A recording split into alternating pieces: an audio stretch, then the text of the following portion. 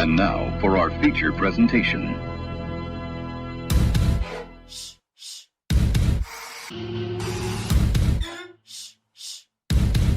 You're listening to the JB and Goldwater Show. Live, loud, and online.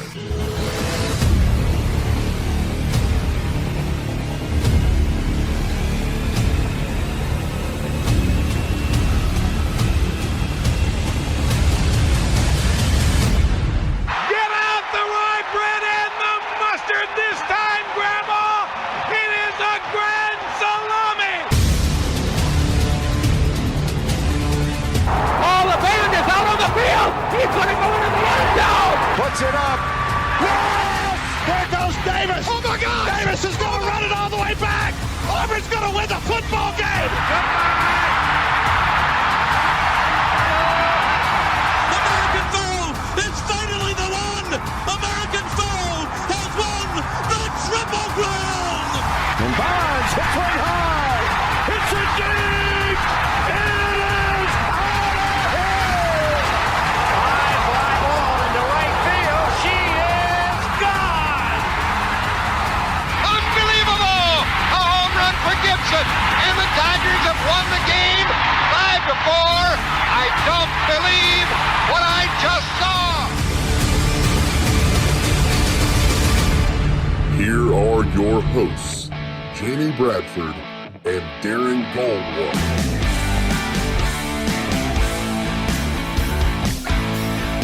All right, greetings and a good Tuesday afternoon, and welcome aboard the JB and Goldwater Show, live, loud, and online, 12:02 p.m., August the 25th.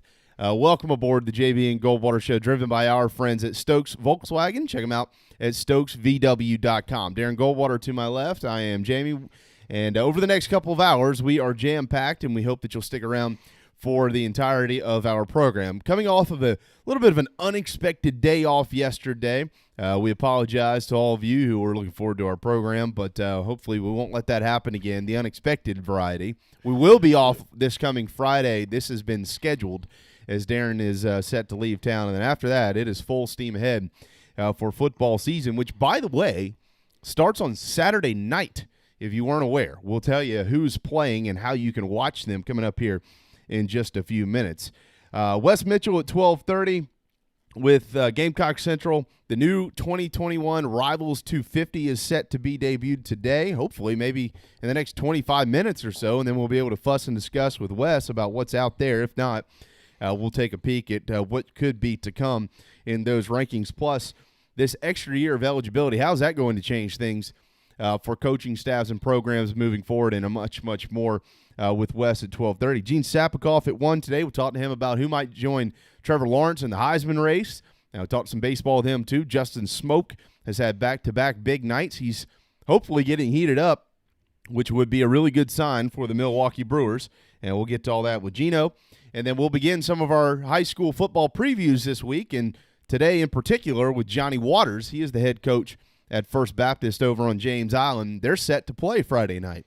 And so Johnny's going to tell us about his team and look forward to 2020 and kind of fuss and discuss with what they've been going through. They've been practicing all summer, and he's got a really good report to give you. So looking forward to that. Much more in football. We've got some hoops to get to today as well. You can find us online if you want to watch, Twitter, Facebook, YouTube, Periscope, and if you want to listen, all of this is free on the Podbean app. You download it, and we're right there in your headset, in your car, wherever you may be, jbandgoldwatershow.com. And after that long-winded intro, hello, Darren. I mean, you had a lot to get off your chest because we weren't here yesterday. So, yeah. That's okay. I'll tell you this, though. I am probably as confident as I've been since the start of this whole thing that we are going to get football right now. Mm-hmm. I mean, the fact that high school is starting this weekend, college is starting this weekend, that's, to me, I'm sitting here saying, okay, like I'm on board. This is going to happen. How long?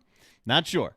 But I think more and more people are very comfortable with the idea of, all right, if we can't have students on campus, at least we can still have the football team on campus. Yeah. And let's move forward. So I'm in a pretty good mood. Yeah. I mean, look, the path is, and I've seen some very misinformed tweets out there and things like that, which shouldn't be shocking to anybody.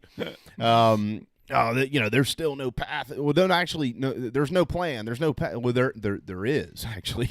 The plan has been in place, and actually, overwhelmingly, it's worked. Mm-hmm. I mean, yeah, there have been some schools out there who have had to halt some things. Majority of that, actually, all of it, I think, is really out of an abundance of precaution to make sure that it doesn't spread even more. And that is part of what you're referencing there, Darren. Is if you can control that, you can control the football season and be able to play.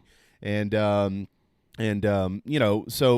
there's been some, there's still, we should always get the reports. Hopefully we do when things aren't going great. I know Alabama's having a tough time with the student body right now. I think there's over 560 positives, which, look, at the end of the day, is that a big number? It is a big number. There's two ways to look at this, and you should look at it both ways on both sides of the fence here. One is that a large number? Of course it is. Is it a minute number when it compares to the student body? Yeah, it's like less than 1%.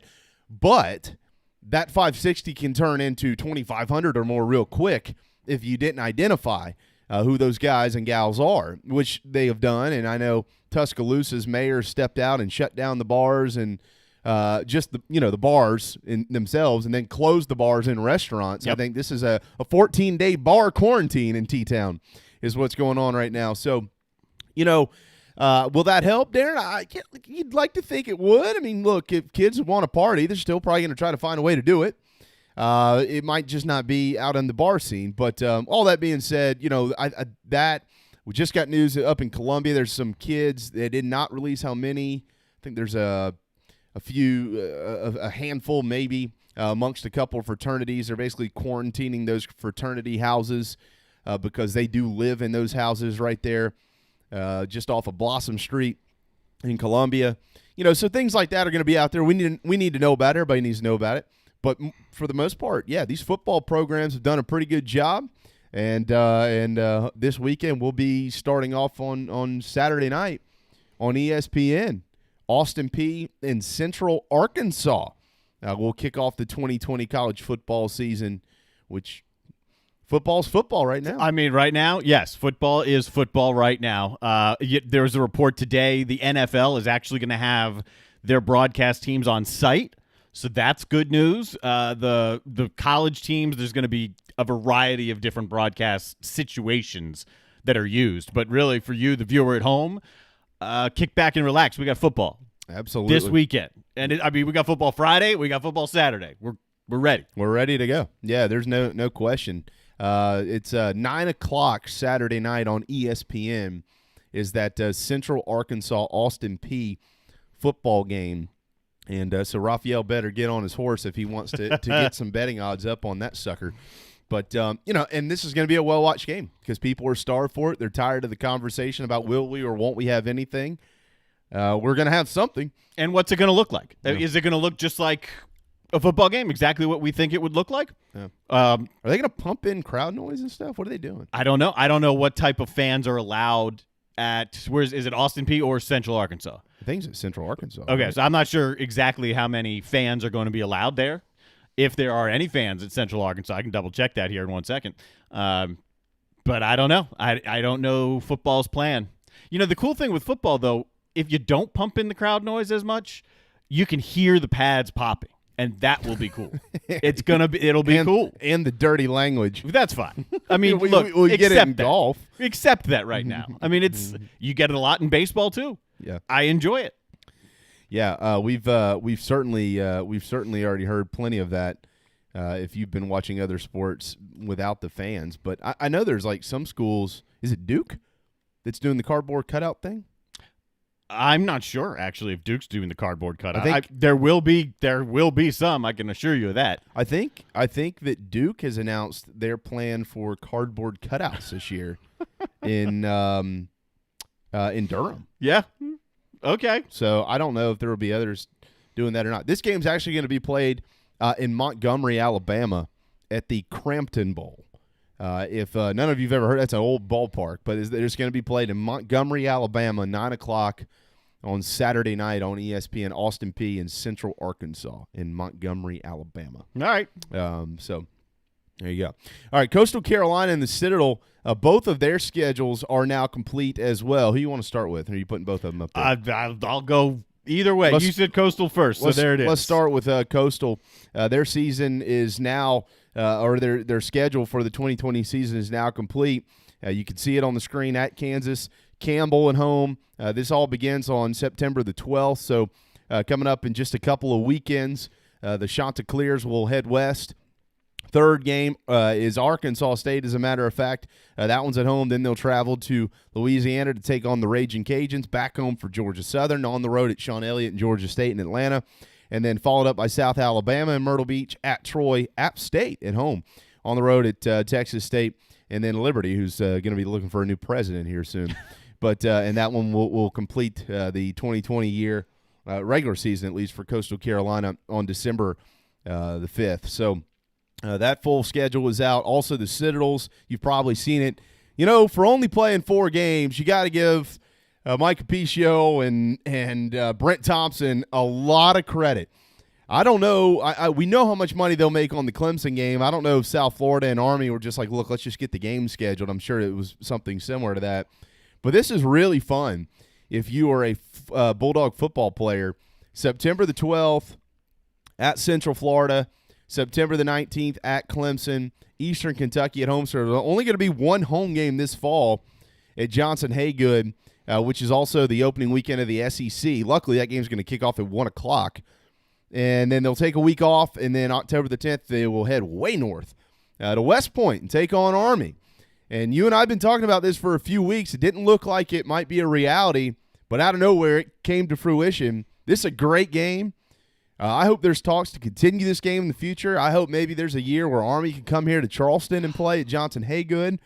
I think this is a great, great job by the Citadel to play football. One of the reasons that this game is now allowed, the Army game, they're starting to ease some of the restrictions travel-wise when you go into New York. So that helps. I think they've said no fans are going to be allowed. I believe that's a New York law.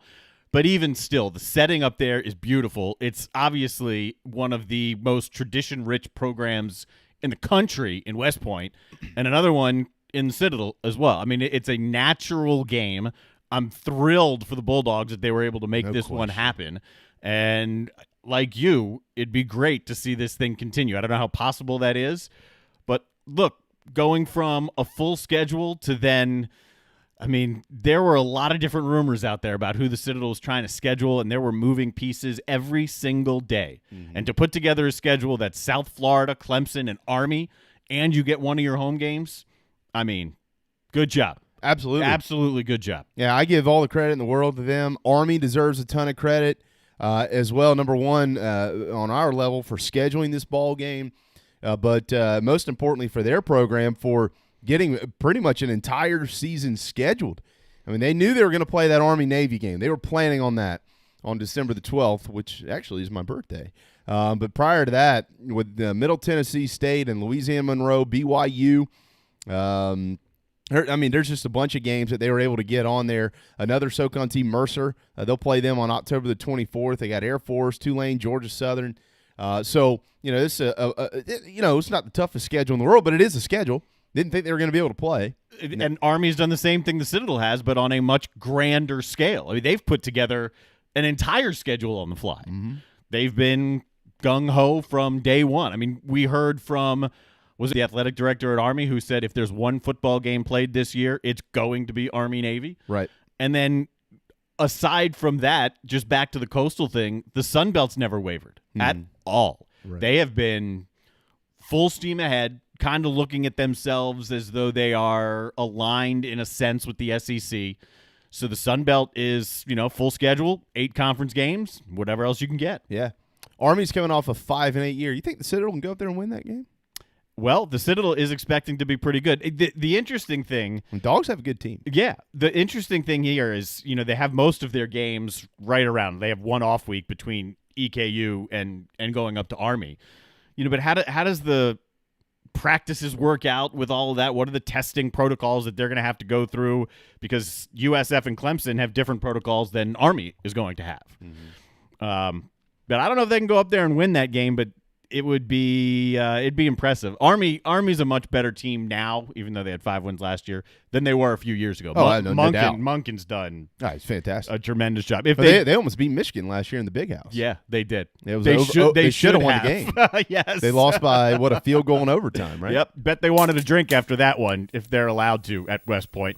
3 locations of Dog and Duck if you're down here in Charleston, Clements Ferry, Park West, or Bell Hall. 843-321-8893 is our phone number, 843-321-8893. Let's go back to what is ahead here on the college football slate. Let me give you a little bit of a reminder, if you pop that graphic up there, Darren. As we mentioned, Austin Peay and Central Arkansas set to kick this weekend at 9 o'clock Saturday night on ESPN in Montgomery, Alabama. And then next week, Central Arkansas is back. I don't know if this game will be on TV. They have not announced it yet, but September the 3rd, they'll play UAB. So heading back to Alabama and, heading back to Birmingham because that's where UAB is. But they got Central Arkansas, UAB September the 3rd.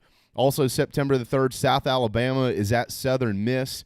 And then on September the 5th, Arkansas State again – Arkansas State at Memphis, Eastern Kentucky at Marshall, Houston, Texas, Louisiana Monroe at Troy, Middle Tennessee State at Army. SMU is at Texas State. That is on ESPN Plus at 7 o'clock on Saturday, September the 5th. And Stephen F. Austin, they're at UTEP. The first, I'd say, big game of the year is Monday, September the 7th, BYU and Navy. That game is at 8 o'clock on Labor Day on ESPN.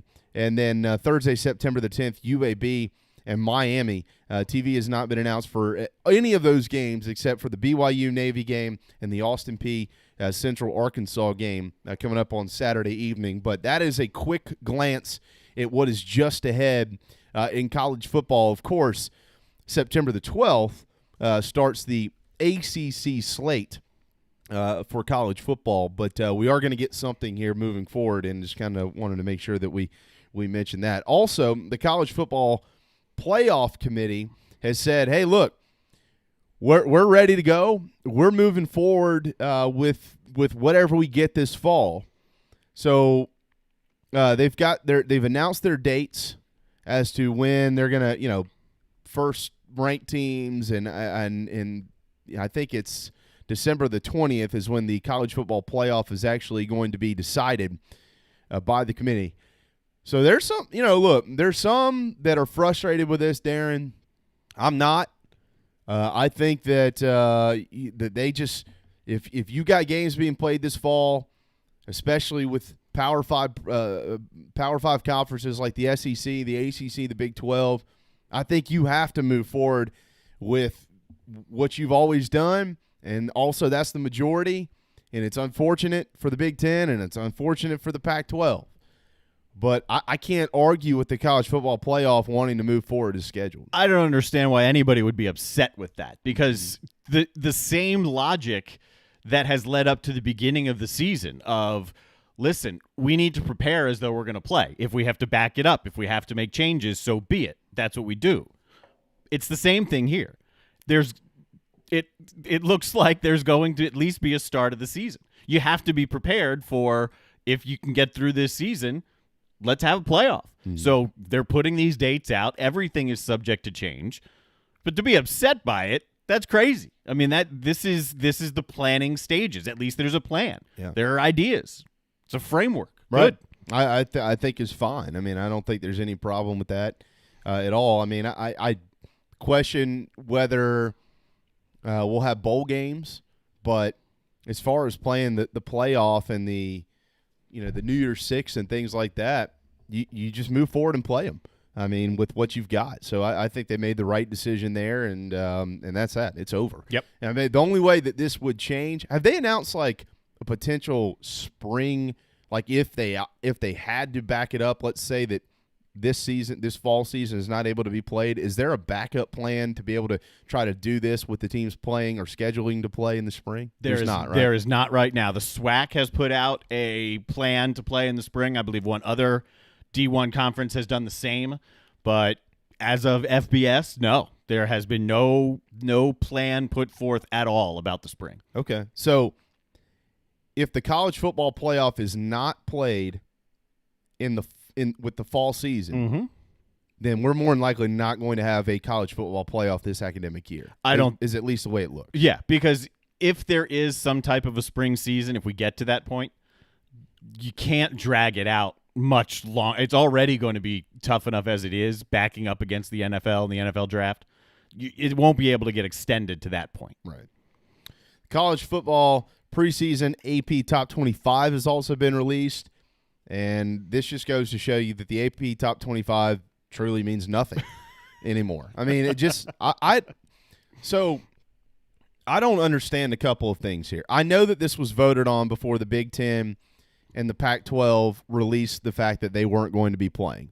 So the first question I have is, why are we voting that early? That's the first question I have, because there are transfers that happen all the time this time of the year. There's major injuries that happen all the time this time of the year. And not to mention the fact that COVID's around.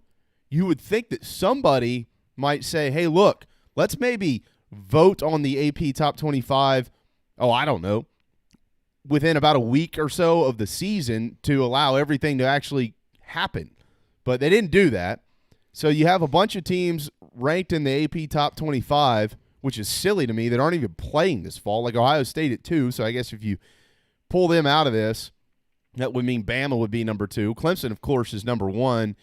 Georgia's at 4. Oklahoma's at 5. LSU at 6. But you got 4. You got 3 teams in the top 10 that aren't even playing. It's Ohio State, Penn State, and Oregon. It's absurd. Why do you do that? I don't know. I don't understand it. The logic that they used in the press release of saying, well, this is the way it'll look in the preseason, and then once we get playing, then we'll take them out. What's the point of putting them in the first place? I mean, why? None of these teams are playing. Why do you rank them? It's very similar, this one is, to the Yahoo Top 25 that was put out last week that did not include those other teams. I'll throw that up right now. Really, the only difference, 1 through 6, if you just take out Ohio State, everybody else slides up. And then there's Texas A&M, and Oklahoma State that are also in the top 10. Okay. So that's kind of the difference with that one. Well, it just doesn't make – I mean, if you want to say, look, we at least want to acknowledge the teams that they were preseason top 25, that's fine. Release that, but then release one with the teams that are playing. Like, if you want to be relevant, because you're not anymore, then release a top 25 before the season starts.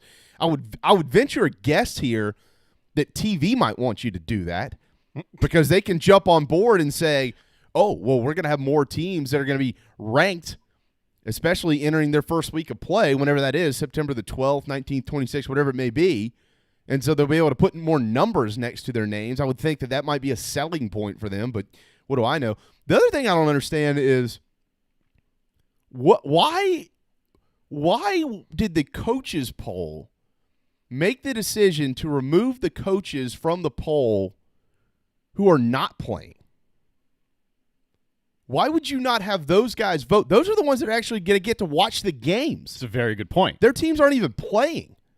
I mean, I'm pretty sure I know this for a fact. I do know this for a fact for one coach who's not coaching anymore, and I'll just tell you it was Steve Spurrier, because he got called out about it. He didn't even know. Most of these coaches, they don't even submit their rankings. It's a staffer that does it for them. And that's fair. That's the way. It's almost the way it should be, because the coaches don't have time to watch. They're going to watch their opponents. They're going to watch the game film, so maybe they'll see an outlier team because that's one of their opponents' games that they're watching on film. But look, none of the coaches actually vote, or very few actually vote. They don't care. No. I mean, that's not their concern. So why are you going? I think there's 44 coaches now that will be voting on the coaches poll this year. And those 44 are coaching. So why would you remove the 30 or so that are not playing and not coaching? Because they get to actually see the football. it should almost be the other way around. Remove the guys who are playing. Exactly. And let the guys who aren't be the only ones voting. I mean, it doesn't make any sense. Now, look, I don't want to take away credit because I do think these coaches polls, they always align very similar to a lot of the polls you see, which means that whoever's actually voting for these guys, they're doing a pretty good job of it.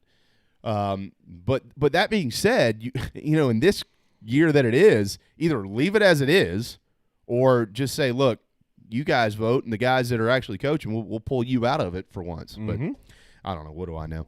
Anyways, that's how we lead off the show today. At least we know that college football is coming. Wes Mitchell, he is coming up next here on our program. Also, 24 hours from now, tomorrow at 12:30, Darren and I will be joined by Gamecock head football coach Will Muschamp from Columbia, South Carolina. We got the email yesterday from Steve that he's been kind enough to hop on board tomorrow for 15 or 20 minutes, and so he will preview his 2020 Gamecock squad with us right here, live on the show, not pre-recorded or anything like that. So looking forward to hearing from Coach Muschamp once again here. I think this is my 5th straight year I've talked with him, which is great, and so we're certainly looking forward to that. West coming up at 12:30. Gene Sapikoff ahead at 1 o'clock. Johnny Waters this afternoon at 1:30 as he previews the First Baptist football season. High school is set to go on Friday night. Not everybody, but the Skeeza boys are ready to rock and roll, and Johnny's going to tell you about what his guys have looked like throughout the summer over on James Island. It is Tuesday. Tuesday's like every other day. A great day to get a cheesesteak at DB's in West Ashley. In Avondale in West Ashley. DB'sCheesesteaks.com is where you can find that entire menu. Don't forget the boardwalk fries, whatever you do, whatever you order. And try the buffalo chicken cheesesteak if you've not done so already. Go to DB'sCheesesteaks.com for that entire menu. You can download any of those delivery apps, and they're on all of them. They'll deliver right to your doorstep. Touch-free or whatever they call it. Contactless delivery, yeah, I believe. That might be it. But again, don't forget the boardwalk fries. Tell Danny we said hello over at DB's Cheesesteaks in West Ashley. In Avondale, voted on by you as the top choice for cheesesteaks here in Charleston. Charleston's choice, number 1, DB's Cheesesteaks. All right, Darren, time for a quick timeout. We'll do that. The JB and Goldwater Show, driven by our friends at Stokes Volkswagen, will return, and we'll head to Columbia, and that's where we'll be joined by Wes Mitchell with Gamecock Central. This is Mike Mazzell for Stokes Volkswagen on Ashley Phosphate Road with exciting news. Every 2020 Tiguan S, our best-selling third-row SUV, is $3,500 off plus 0 APR for 72 months. But wait, there's more. With $299 down, you can own the Tiguan S for just $299 per month for 72 months at 0% APR. Not just one at this price, over 22 Tiguans to choose from. All $3,500 off plus 0 APR for 72 months and $299 down, $299 per month. Best of all, at Stokes Volkswagen, we are so desperate for used cars that we'll take any trade in any condition, running or not. We need your trade more, so we'll flat out give you more. And don't worry about your credit. Our lenders are more lenient than ever. So if you're interested in saving $3,500 on a new Volkswagen Tiguan S and owning it for $299 down, $299 per month, come see us today at Stokes Volkswagen on Ashley Phosphate or StokesVW.com. Peace and love at Stokes VW. Plus tax tag includes $399.50 closing fee. Offer subject to lender approval. Expires month end. DB's Cheesesteaks, the tastiest, juiciest, and now award-winning cheesesteaks in the Low Country. DB's Cheesesteaks delivers, and not just in quality. Download DoorDash, Uber Eats, or your delivery app of choice and have it dropped off at your doorstep. Original chicken, buffalo chicken, even pizza cheesesteaks, not to mention incredible cheeseburgers, massive hot dogs, and dynamite hoagies. It's all there for you and your family. DB's Cheesesteaks in West Ashley. DB'sCheesesteaks.com. Hey guys, it's Darren, just here to tell you about our good friends over at Dog and Duck. They've got 3 locations, one in Bell Hall, one in Park West, and one, the new one, out on Clements Ferry. I can tell you from personal experience, it's the only restaurant in town that I've been to since this whole place has reopened. Everything is socially distant, very comfortable, and to top it all off, great selection of rotating craft beers, food specials every day, family meals. If you don't want to go in, you can order it and have some curbside pickup as well. Dog and Duck, 3 locations, proud partners of the JB and Goldwater Show.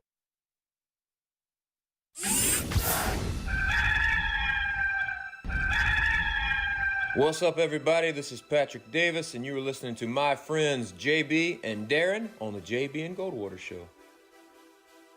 Bentley throws a quick slant round. That's Debo at the 50, 40, give him a stiff arm at the 30, run away at the 20. Are you kidding me? This is Rodgers again to the 25, 20, 15, 10. Rodgers scores! Mitchell, pump fake, throws to Rice. Touchdown! He caught it in traffic. It was worth the wait for Steve Spurrier. Get the ball to Bennett. He does.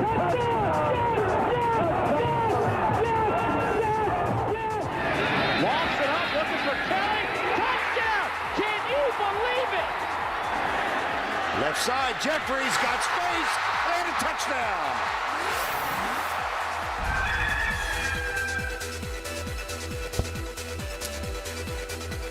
All right, 12:30. Welcome back on this Tuesday afternoon, the JB and Goldwater Show, driven by our friends at Stokes Volkswagen. Check them out, stokesvw.com. To the phone lines we go, and we head west on I-26 to Columbia, South Carolina, and that is where we're joined by our friend Wes Mitchell, without the T, with Gamecock Central. Hey, brother, how are you?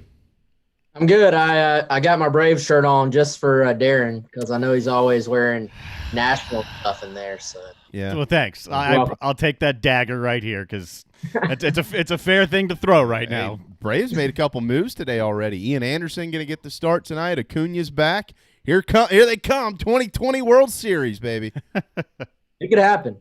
Yeah, it could. It could. Marlins could win the World Series too. They're buyers apparently. Yeah. That's true. Yep. That's true. AP preseason All-American team has been released. We'll get to that here in just a moment. I bet you can figure out who the first-team quarterback and running back are, though.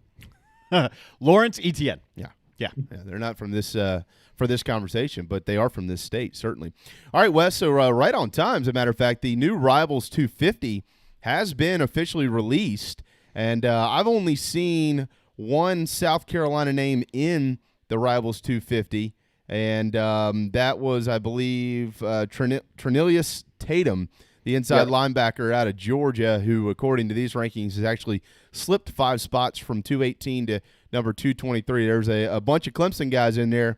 There's no doubt about that. But, have you been able to shuffle through this? Or this is the 2021 class. We'll mention Gunnar Stockton in 2022 here in just a minute, but for the sake of 2021, we're still in the middle of this, and we'll tie this into the new eligibility issue or the additional year of eligibility issue. But for this 2021 class, I think there's a lot of fans that have questioned this a little bit, Wes, because it's not star powered. It's not littered with a bunch of Rivals 250 guys or anything like that. But I think there's guys like you that think this is actually a fairly solid class. There's going to be more updates to the 250 coming up and things like that. But as you look at this Rivals 250, are there even still names on it that South Carolina is in the mix with? Yeah, I think there's a few guys on there that are still in the mix with, like you said, Trinilius Tatum, the only commitment. And, I think we all sort of knew this wasn't going to be the star-powered class that 2020 was, or that, I think 2022 has the chance to be. And I think that's for a lot of reasons. One, you have a little bit of the lingering effect of the season, whereas 2020, the season didn't necessarily affect those guys as much. This one, guys are just getting started into the recruiting process, so it affects things. Add that to the fact that this is not a star-studded year in state, as far as prospects. Still, I don't think we have a 4-star in the state of South Carolina for 2021, so that makes it difficult. And then just lack of camps, lack of evaluation days. I think South Carolina themselves probably feels like they have, 5, 6, 7 guys in this class that, they would have much higher rated than probably the recruiting industry does. And it's one of those things we'll find out in 2, 3, 4 years if that's the case, but it's a very different year, very different class. And, I think you're going to have the opportunity for more guys to be sort of underrated or overrated. Just talking, big picture, just because all these evaluation, I think we talked about this on the show probably a couple months ago. All these evaluation days have been stripped from the coaches. Yeah. Did I hear you correctly? Did you just say that there's not a 4-star in this class in the state of South Carolina? Not on Rivals rankings, and unless they've added a guy with the latest updates, because there are some 4-stars that do not fall in that top 250, but they're still 4-stars, and I don't think those have been updated yet. So unless, I think Terrion Ingram Dawkins, Justice Boone, maybe J.J. Jones with a big senior year, there's a few guys that are in that conversation, but yet to this point, there has not been a 4-star for that class. There's already, I think, 4 or 5 of them that already have earned that status for the 2022 class in state. Wow. Yeah, no, and I mean, look, not that stars mean everything, and you've made that point around here a bunch, but when I look at the 2021 in-state, I know Justice Boone out of Sumter, big kid, 6'5", 240, defensive end. He's committed to Florida. Amari Huggins-Bruce, the second-ranked prospect in the state, wide receiver out of Dillon, South Carolina, proud program up there. He's committed to Louisville. Josh Burrow, wide receiver out of Blythewood, the third-ranked prospect. He's committed to Florida State. Ingram Dawkins, from what I've heard you tell me, is maybe a strong lean to South Carolina. J.J. Jones, I know folks have been high on him, the wideout out of Myrtle Beach, who did play with Luke Doty. He's the fifth-ranked prospect committed to North Carolina. And then South Carolina down the list at number 8, T.J. Sanders, tackle out of Marion, big kid, 6'5", almost 290. The thing about him, though, and I'll let you explain this even more, he hasn't played a lot of football, so his ranking probably will rise at some point in time, but he's committed to South Carolina. But, you see the top 3 prospects in the state, at least listed by Rivals here, not committed to in-state programs, either the Gamecocks or the Tigers. Is that concerning at all, or is South Carolina just looking elsewhere for their talent right now? Yeah, well, I think you look at the number 2 and 3 guy you mentioned there, and they didn't have offers from South Carolina or Clemson. Okay. So that's a situation where both of those schools, decided to look elsewhere. Obviously, with Justice Boone, committed to Florida, does not have a Clemson offer, does have a South Carolina offer. That's someone they wanted. They continue to recruit, continue to push for.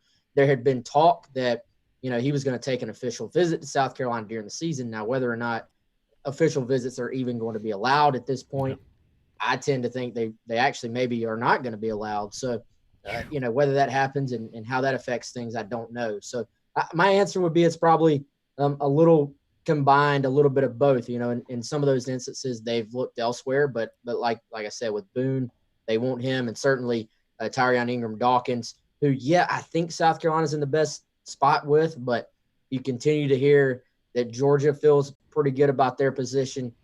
Tennessee has been in there as well. So it's sort of been, I would say, a dogfight for him. So I think with him, certainly that's someone South Carolina wants in their class and wants to have, but this just hasn't been there hasn't, there's not a Jordan Birch in this class. And that's not, nobody's sitting here saying those aren't really good players. They're not great high school football players, but there just haven't been those can't miss elite top of the class guys for this cycle in the state. On Twitter at Wes Mitchell GC. All right, so South Carolina right now is 16 commitments in their 2021 class. How might that change, though, with the announcement of everybody just gets an extra year of eligibility? I mean, this is a cluster 4-letter word at the end of it, Wes, because how do coaches gauge how to sign moving forward, or does that change at all? Yeah, I think it well, for one, I think the NCAA has to look at broadening the 85 potentially, because otherwise I don't know how this makes sense, because you already have, like you said, 16. Most of these schools already have guys committed for those scholarships that were going to come off the books. Now, I think in some cases it maybe takes care of itself, because we're seeing more and more guys don't want to necessarily stay in school 5, sometimes 6 years. So in some cases, I think you'll see guys move on, to the NFL if they can. They'll move on to the working world if that's what they want to do. I think this may benefit. And again, we're sort of just spitballing here. We really don't know. It's going to be about the decisions these kids make. Does that maybe increase some grad transfers, where maybe guys who have played some at a higher SEC level say, well, I'd like to go be a star at a lower level? Opposite being true as well. Do more and more guys say, man, I'm in a really good place at an FCS school, but I got another year. Let me grad transfer and move up. Does it create more transfer opportunities. I could see that as well. But man, I think the NCAA has to look, and I haven't kept up on what the latest is on that as far as if they're going to add, to the 85, because otherwise it just doesn't make sense because you've already started recruiting for those spots you thought, were coming off the books. Yeah, they're going to have to add to it. But I don't know. I don't think, Wes, that you can blanket add, right? Like, I don't think you – what's the most kids you can sign in a year? 20? Is it 25? Yes. All right, so I don't think you can just add 25 scholarships to it and say, all right, well, we're going to allow everybody to have 110 on scholarship because everybody's roster management has been different. I mean, should this be on a case-by-case basis?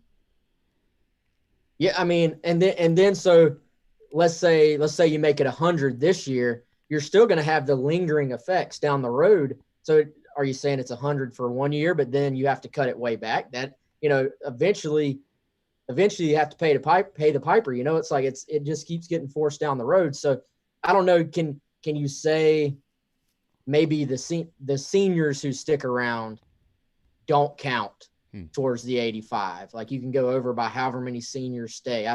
I don't know. Eventually it cuts into your classes. Now, like I said, some of this may just sort of naturally work itself out depending on if a guy is playing or not, and depending on his, each individual situation. But yeah, it's one of those things where it does make sense.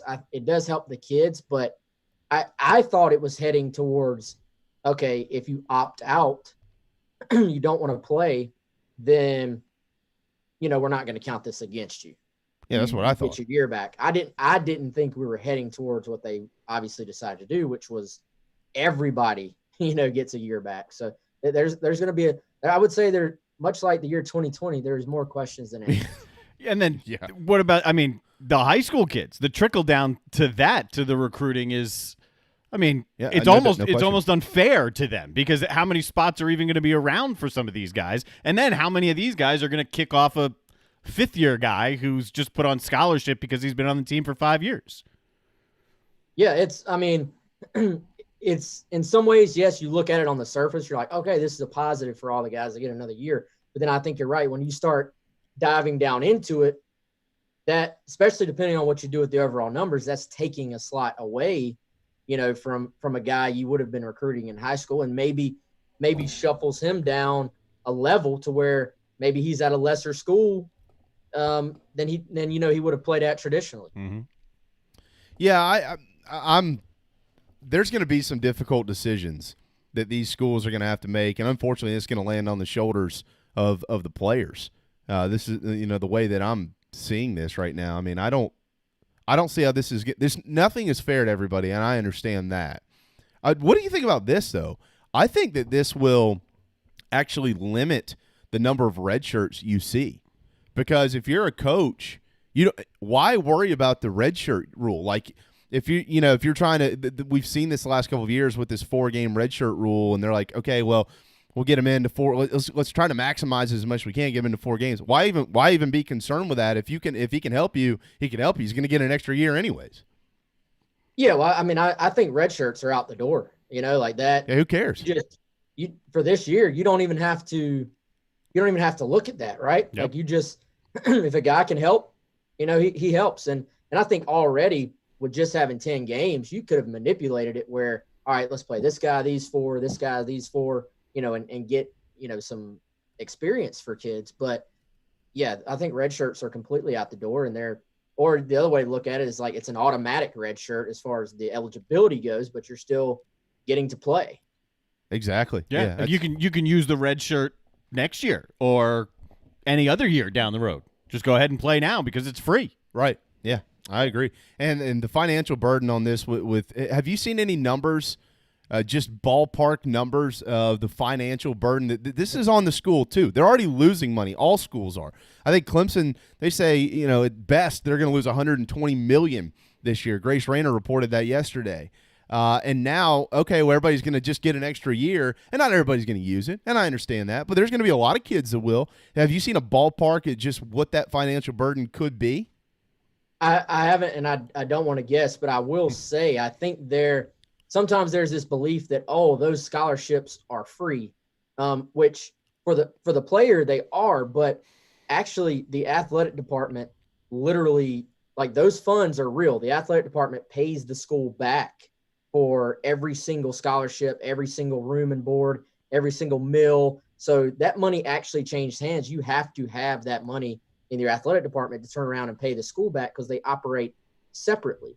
So it's not as easy as just, well, they're free anyway. That money has to actually be there. So yeah, it does cost schools. And we saw this with spring sports. Some universities said, some athletic departments, I should say, said, hey, if you want to come back, come on back. We got you. You're here. But some of them said, we can't afford it. And that was just for spring sports and just for, I would say like smaller rosters than you see with football. Yeah.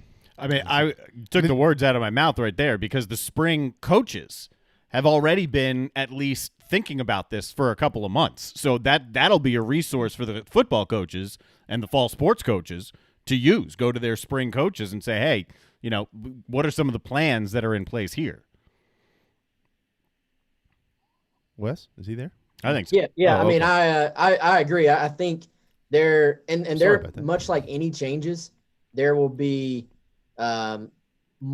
different takes on the best way to handle this, I think. And some schools will probably, unfortunately, there will probably be some seniors that at some places will probably be told, hey man, it's been a good ride. Yeah. Sorry. Yeah, it's just not going to work out. Yeah. Hey, look, and that money, that money comes back. Unfortunately, in a lot of schools. There's going to be some that try to avoid this as much as they can. But let's just take South Carolina real quick for the purpose of this conversation. All right, so you're going to lose money this year no matter what. We already know that that's coming. South Carolina also just invested about almost $23 million into facility upgrades, and then they're going to have to absorb all of these COVID costs, which they've been expecting that, but they're having to absorb a lot of that. And then they're going to have to absorb additional scholarship costs. Well, that money didn't come out of thin air. So they're going to be you have only a few options here. Are you raising tuition? Are you knocking on more donor doors for more big money commitments? Are you just raising prices for season tickets and for different levels of the Gamecock Club? I mean, you have to find a way to recoup the cash, Wes. So this is going to, as fans, I hope fans are prepared, because at some point in time I would say the next 6 months, they're probably going to see an increase somewhere in whatever it costs them to go watch football games or whatever it may be, other sports on campus in Columbia or wherever. Yeah, well, and I think the difficult part about that is that, hey, we're all hurting in some way. Pretty much anybody has been affected financially in some way, I would say, by COVID. I mean, even whether you lost your job or whether you just had your hours cut back, or you had, most people, if you're selling ads, it's probably tougher to sell ads right now. I can tell you for a fact it is. So, I can tell you for a fact it is too. Everybody's been affected to an extent by it. So if you come to people and say, hey, we need more money, they may not have extra cash to say, hey man, I mean, if I'm hurting, I'm not giving you an extra $1,000, so I think honestly, I tend to think and hope that one day things are going to be back to normal again.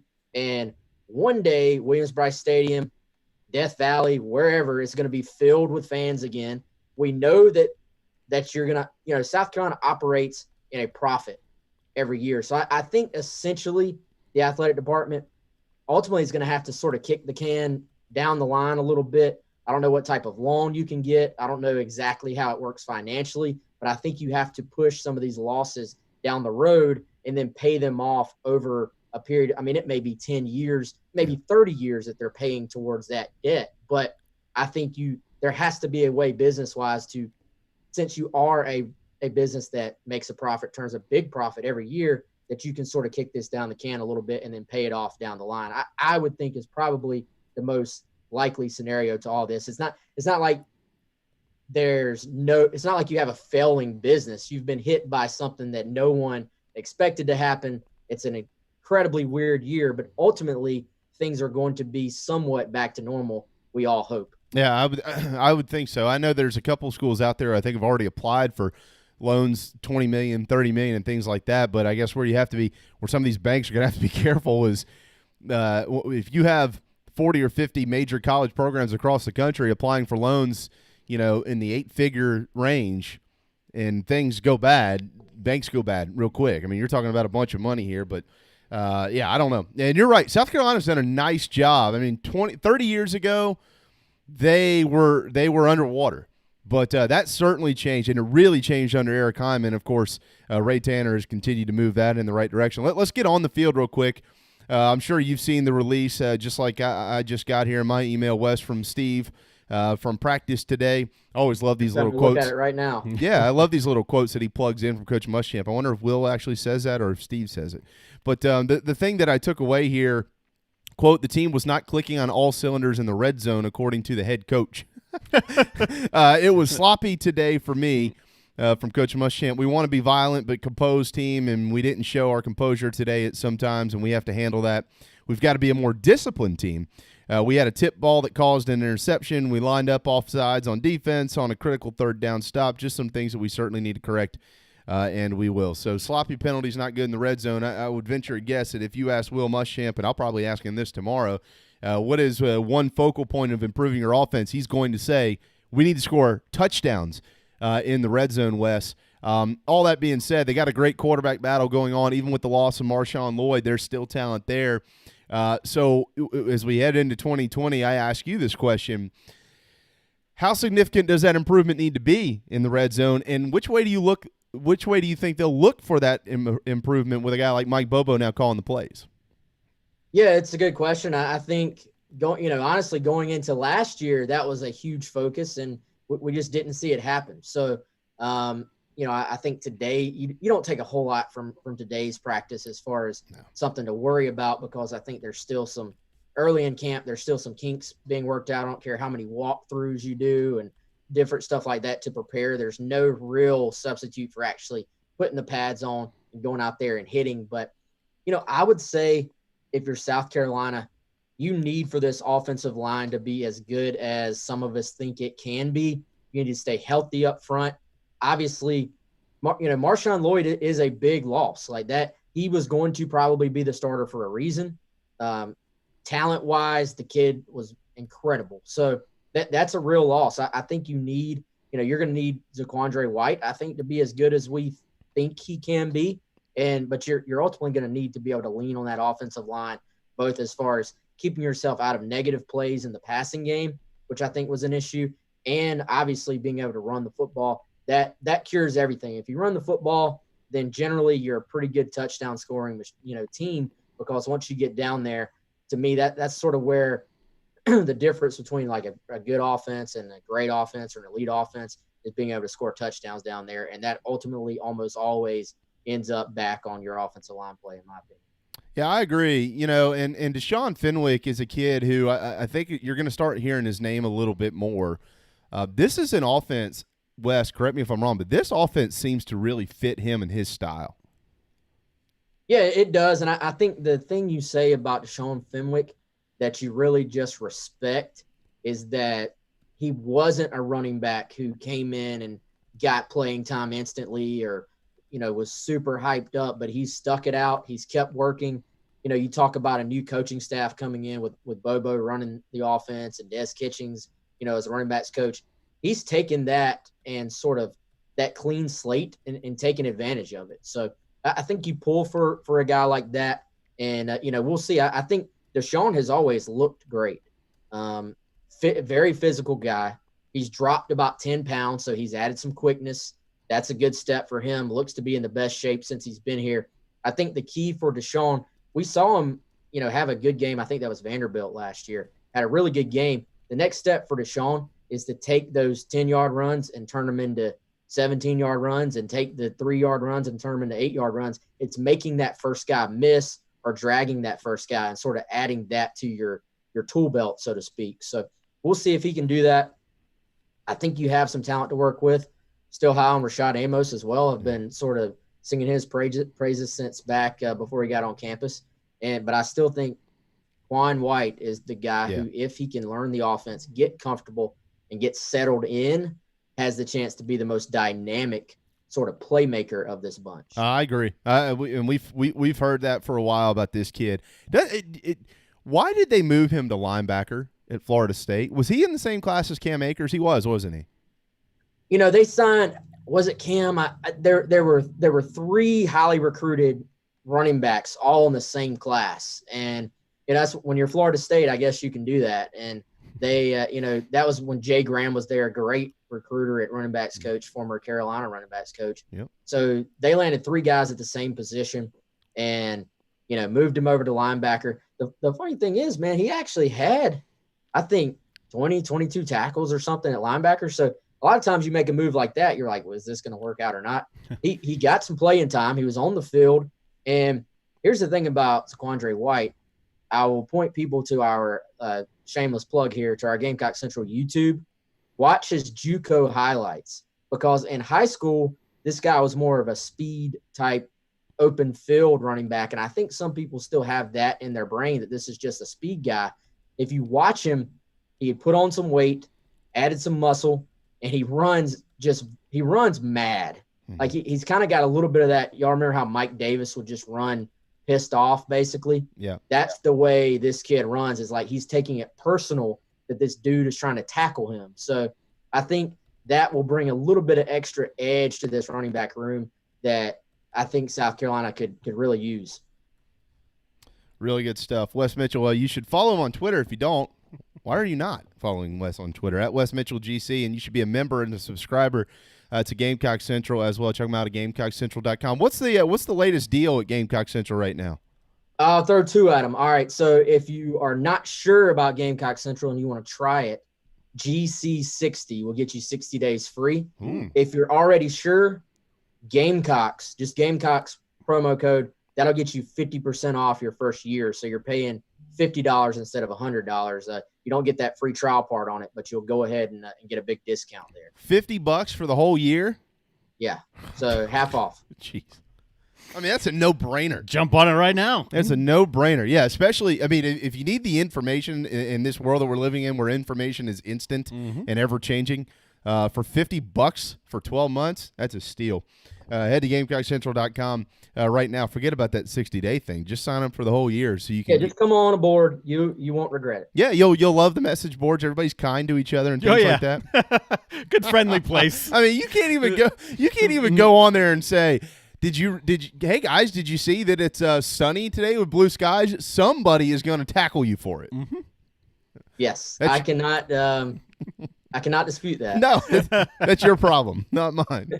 No question. Wes, thank you so much. Hopefully we'll get good news the rest of camp for South Carolina. Obviously, last week was really a tough pill to swallow with Marshawn Lloyd. But Gunnar Stockton, you know, I didn't even ask you about that. I'll leave you the final minute here for your quick take on Gunnar Stockton. Yeah, just a elite passer. I would say I was talking to a college coach, and he said, man, a lot of guys can throw the football, and some guys are throwers, but other guys are passers. Much like you talk about that with a pitcher as well. You know, some guys are throwers, some guys are actually pitchers. This kid, the advancement at his age, ability to throw guys open, put the ball in tight windows, to feel the rush around him while he's keeping his eyes downfield. You know, there are not many quarterbacks that you can look at as rising juniors and say there aren't really negatives to his game. I mean, some people are going to say he's not, 6'4", 6'5", doesn't play, the best competition in Georgia. But as far as just the skill set, I think he can do it all. Super smart, great leader, can run a little bit when he needs to. He rushed for 1,000 yards last year. Has thrown for 77 touchdowns already in his 2-year career, and he hasn't even started his junior year. Wow. I mean, this is not just an internet sensation that's been built by, us or 24/7 or whatever. This guy is legit, and everybody in that area that's had a chance to see him play seems to say the same things. And he'll probably end up being the highest quarterback signed in the history of Gamecock football. Who's the highest quarterback signed right now, the highest ranked? Is it Steven? Maybe Steven. Although, hey, so if you go back, some people are discussing that Todd Ellis, I know rivals didn't exist yet, but I think Todd Ellis was the number one quarterback in the country with USA Today, from what I've heard. So depending on what you count, there's some, I guess, a conversation to be had there, but certainly is way up there. Connor Mitch would have been highly rated, actually. He was. Jake Bentley would have been up there, even though he changed classes. So that sort of messed him up on having a chance to bump up. So, but Helinski's way up there. They've recruited incredibly well at the quarterback position since Muschamp arrived. Oh, I did the numbers on that the other day. As a matter of fact, since 2017 through 2022, South Carolina has recruited the second best in the conference to Auburn. Believe it or not, at the quarterback position. So, this is certainly encouraging for the future of the program and Will Muschamp, of course. Wes, we'll leave it at that. Thank you so much, brother. I hope you have a wonderful day and a great rest of the week as we continue to plug right along. Enjoy Austin Peay and Central Arkansas at 9 o'clock on Friday night. Saturday night. College football's back. All right, guys. Go Braves. There you go. Go Braves. My man, Wes Mitchell in Columbia. All right, time for a timeout. Gene Sapikoff, he's waiting patiently. He's on the other side right here on the JB and Goldwater Show, driven by our friends at Stokes Volkswagen. Steaks, the tastiest, juiciest, and now award-winning cheesesteaks in the Low Country. DB's Cheesesteaks delivers, and not just in quality. Download DoorDash, Uber Eats, or your delivery app of choice and have it dropped off at your doorstep. Original chicken, buffalo chicken, even pizza cheesesteaks, not to mention incredible cheeseburgers, massive hot dogs, and dynamite hoagies. It's all there for you and your family. DB's Cheesesteaks in West Ashley. dbscheesesteaks.com. At Patriots Point Naval and Maritime Museum, families walk in the footsteps of our nation's heroes, the brave ones who risked their lives to defend our way of life. Home to the aircraft carrier USS Yorktown, USS Laffey, and the USS Clamagore, there's more than 1 million square feet of exhibit space to roam. White Glove certified, we have several new health safety measures in place to enhance the visitor experience. Come for the day and leave feeling inspired. One of the most impressive museums in the country, located right here in Mount Pleasant. Visit patriotspoint.org for more. We'll see you soon. Hey guys, it's Darren, just here to tell you about our good friends over at Dog and Duck. They've got 3 locations, one in Bell Hall, one in Park West, and one, the new one, out on Clements Ferry. I can tell you from personal experience, it's the only restaurant in town that I've been to since this whole place has reopened. Everything is socially distant, very comfortable, and to top it all off, great selection of rotating craft beers, food specials every day, family meals. If you don't want to go in, you can order it and have some curbside pickup as well. Dog and Duck, 3 locations, proud partners of the JB and Goldwater Show. This is Scott Glaze, head golf professional at the Links at Stono Ferry, located on the outskirts of Charleston, South Carolina. I'm inviting you to tee it up on one of the most scenic and challenging courses in the Low Country. Our back 9 is highlighted with 3 holes that border the Intercoastal Waterway. Visit stonoferrygolf.com to book tee times and discover all that Stono Ferry has to offer. The Links at Stono Ferry is a former South Carolina Golf Course of the Year and is also home to the College of Charleston men's and women's golf teams. Come see us. We would love to have you. stonoferrygolf.com. Hi, I'm Chris Half, Public Information Officer at the Patriots Point Naval and Maritime Museum. We're home of the mighty USS Yorktown, USS Laffey, Clamagore, and Vietnam experience. And we're a proud partner of the JB and Goldwater Show. We invite you and your family to come see us and enjoy a day on Charleston Harbor. Visit patriotspoint.org for more information. And now, it is my honor to present the National Anthem.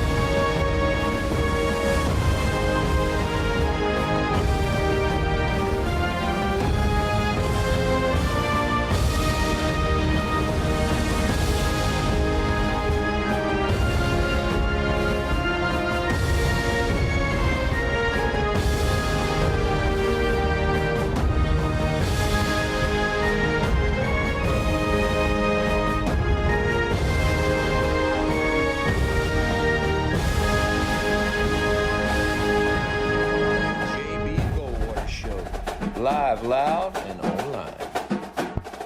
All right, 104, welcome back to the JB and Goldwater Show, driven by our friends at Stokes Volkswagen. Check them out, stokesvw.com. Darren Goldwater to my left. You can watch us every day on YouTube, Facebook, Twitter, Periscope, listen on the Podbean app. That's all for free. That national anthem is brought to you by our friends over at Patriots Point, patriotspoint.org. If the rain will go away, you could go over and take a tour of the museum, the finest museum we've got here in the state of South Carolina, the Laffey, the Clamagore, the Vietnam War exhibit, and, of course, the USS Yorktown, which is just highlighted the skyline of Charleston right there at the tip of Mount Pleasant, just north of the Ravenel Bridge here in the Lowcountry. Also, holycitydrivein.com for this weekend's drive-in movie series.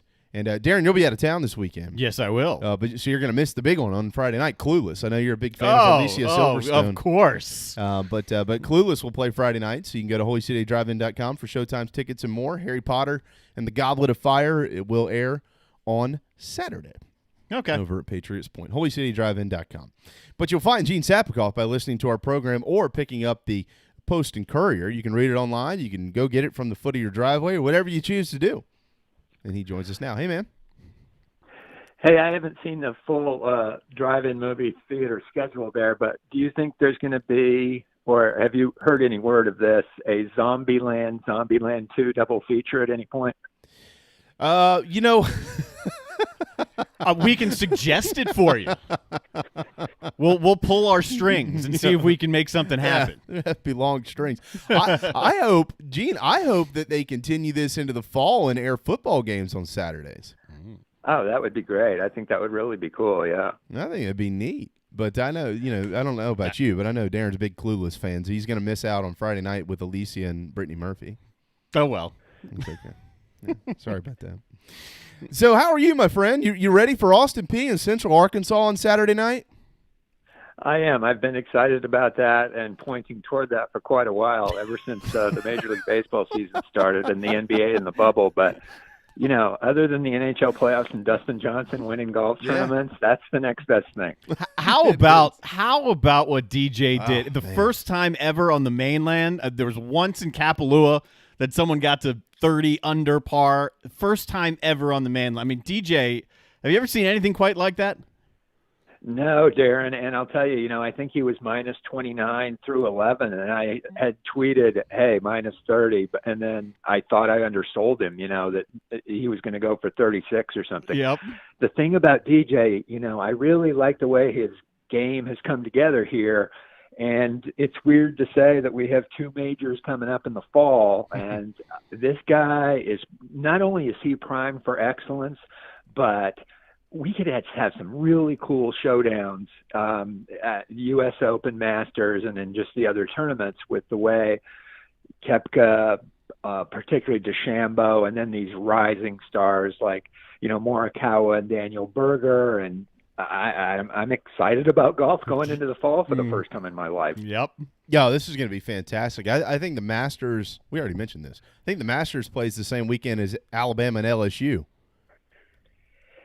Yeah, that might not be ideal, but it's not like there's going to be a lot of people walking around the Masters missing the game, since there's not going to be fans at the Masters. So, hey, the more great sports, the better. That's a fantastic problem for sports fans to have at this point. And generally, if I'm home, which usually I'm not. I'm always in Columbia for the home games. But if I'm home for an away game or something, it's always at least double TVs at my house. But if you're going to throw the Masters in, you're talking about triple TVs, maybe quadruple TVs. I mean, you just turn it into a sports bar. But you don't, Yeah. COVID-free sports bar. Yeah. All right, so let's get to football here. All right, so you're a Heisman voter. The AP released their All-Americans today. The AP's been doing some interesting things here. So they released a preseason top 25 poll with a bunch of teams that aren't even playing. They released the preseason All-Americans with a bunch of players that aren't even playing, but I'm okay with that. At least recognize the players as preseason All-Americans, but maybe also give me another team that could actually be completed with guys that are playing. But their second-string quarterback is Justin Fields. Well, we know he's not playing. Trevor Lawrence is. He's the first-team guy. So if Trevor Lawrence is the leader in the clubhouse to be the Heisman Trophy winner this year, which he probably is and should be, Who's second or third? Yeah, well, first of all, I have been, the state representative for the Heisman, which means I pick the voters in the state for, 15 or 16 years. And just out of curiosity, yesterday morning, I called the guy up there at the Heisman that I work with, Tim Henning, who runs kind of the voting with the state reps, and said, have you guys decided what you're going to do? Are you going to name the Heisman winner in the fall? Are you going to name the Heisman winner in May if there's spring season and combine the two?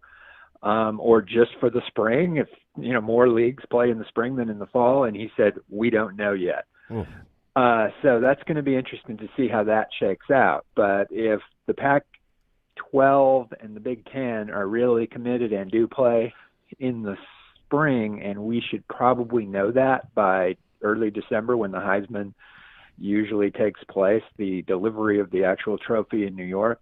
I don't know. It's going to be interesting to see what people think they should do.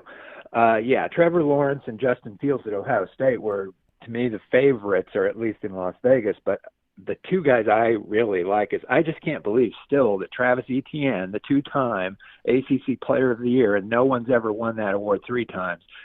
He's 30-1 with like 8 or 9 guys ahead of him. I like him, and I really like Spencer Rattler, the quarterback at Oklahoma, just because of what happens to quarterbacks at Oklahoma: Baker Mayfield, Kyler Murray, etc.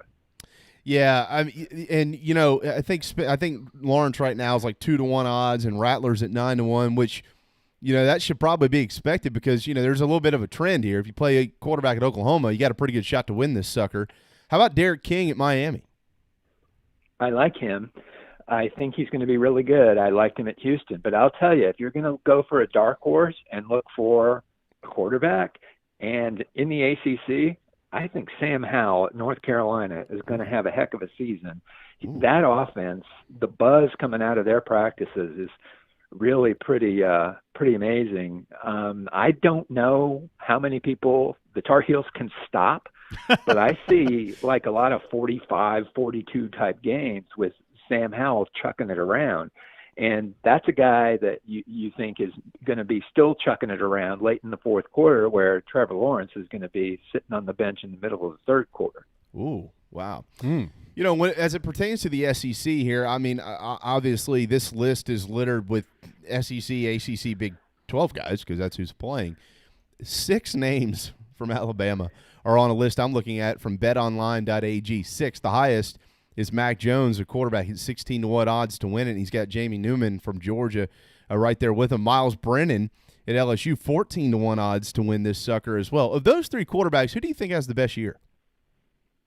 I really do like Mac Jones because of the talent around him. Najee Harris is really good, but I think the Alabama guy that might have the best chance is Jalen Waddle, that receiver. So just the weapons that he has, Mac Jones, but not really liking the Alabama guys that well at this point, just because I think there's so many good ones, and they might also have some games where those guys aren't in the game the whole time. But it's going to be interesting. And another guy I really like, and I just think is a really good football player and still underrated, is Sam Ehlinger, the quarterback at Texas. Yeah. That guy just does a little bit of everything. He's a good passer, he's a really good runner, and he's as good a leader as there is in college football. And it feels like he's been there forever also. And it Texas really is supposed to be pretty good this year, so maybe that's a better dark horse than Howell. Yeah, maybe. Yeah, and he played well against good teams. Last year they had that really good game against LSU, and we weren't sure that LSU was LSU. So that guy, depend for him and for Spencer Rattler, the Texas-Oklahoma game will probably be huge. What would it take for somebody other than let's say a running back? What would it take for a running back to win the Heisman Trophy in today's day and age? Because look, we all know George Rogers ran for 1,800 yards and like 11 touchdowns and won the Heisman, but that ain't gonna get it done in 2020. No, so we go back to like Derrick Henry though. I think that's tough to say. And of course we have the abbreviated season. I'm really not sure, except to just be the best player on a really good team. And that's going to really limit it to probably just literally a handful of 4 or 5 guys. ETN, Najee Harris, I would say, to me, have the best chance at that. I think ETN's numbers could be ridiculous, and not just running the ball. He caught, I think, 37 passes last year. So, I mean, that's what I like about him. And Harris should score a lot of touchdowns. It's too bad about the Pac-10 and the Big 12 because, like, you look at a guy like, I don't know, Journey Brown at Penn State, and Washington State has a guy like Borghi or something. I mean, there's just some really good running backs all over the country, and I feel bad for that. But like I said, maybe the Heisman is some sort of fall spring combo. So could they give 2? We'll see. They're not going to give 2. I mean, they didn't tell me that for sure, but I just don't think they would do that. Fair enough. Yeah. The Big Ten with the parent protest, is that what we're going to call it? Are we ready to just move on from that with the Big Ten right now and say, listen, this is what it is. It's going to be tried in January, we think, maybe, but kind of move on from just the hammering of the conference, or is that still what we should be doing? I think just to take it piece by piece there, the parent protest isn't going to make a difference. The player protest isn't going to make a difference. If the COVID numbers went down nicely and the ACC got off to a good start, I think you might see the Pac-12 or Big Ten rethink. And the reason I say ACC is because the SEC is going to be 2 weeks behind them. Because if the ACC gets off to a good start and then the SEC plays a couple games, the crescendo in Big Ten country and Pac-12, well, especially Big Ten country, and we don't want to get into the rabbit hole here, but the politics in the Big Ten country favor football a little more than Pac-12 country, although not to say they don't care at Oregon or, Cal or Washington or whatever. But anyway, the noise is going to come more from Ohio State and Michigan and Penn State than it is from Berkeley, let's just say. On Twitter at Sapkoff, Gene Sapkoff with the Post and Courier. Do you think Kevin Warren's response to the questions asked about his son playing for Mississippi State, do you think that those responses were, I don't think they were well received, but were they adequate responses? Well, let me say this. I think that he hasn't done the best job of managing this, but I think it's just fine to separate the father of the football player from the head of the conference and cut him some slack on that issue. I mean, hey, his kid plays at Mississippi State, but he also is trying to run a conference in a certain, medical, political, pandemic society that requires him to make certain leadership decisions that might not be exactly what the thinking is in Starkville, Mississippi. How hard would it be? I just want to circle back to that Big Ten thought. So say the ACC gets off to a nice, smooth start. Same thing happens with the SEC. Guys are still practicing, I believe, on most campuses. How hard is it to flip that switch back and ramp up and maybe start before January? Probably not that hard if they're still practicing and they've, to tell you the truth, it's probably going to be almost program to program depending exactly what they've been doing. If they've been doing 7-on-7s, if they've been really putting in scheme and stuff like that. But I'm going to guess like 3 weeks or something. I asked Dabo that very question, I think in the spring or early in the summer, just thinking that things might be shut down and they might have to be suddenly started up. And he said a month, so something like that. Gene, Justin Smoke hit another home run last night, switching over to baseball here. And the Milwaukee Brewers now sit in third place in the Central, 5.5 games back of the Cubs, couple games behind the St. Louis Cardinals. They're only 12-15 on the year. Everybody offensively in Milwaukee's gotten off to a slow start, and that includes Justin, who for the first time in his life is playing in the National League. But he's now 4 home runs shy of 200. He's four doubles shy of 200. I think he's about 50 hits shy, right at 50 hits shy of 1,000 for his career as well, and he's about my age. You know that. In the past you've done a list of like the greatest players from this era or from this state to make it into Major League Baseball. But, 200 home runs, 200 doubles, 1,000 hits one day and beyond for Justin. When you look back at his career, you look at where he is now, and you kind of project ahead. What will the story be for Justin Smoke? Obviously, one of the best players we've ever seen out of the state of South Carolina. A very good player who's really not even close to the end. I mean, I think he's just kind of plateauing at his peak now and has some more good years, and even in talking to him a few times in the off season, he just seems more and more comfortable. This is quite an adjustment to go to the National League. Mm-hmm. And I knew he was going to, take a while, because not only does he have to learn new pitchers, but just the role, the team, and all that.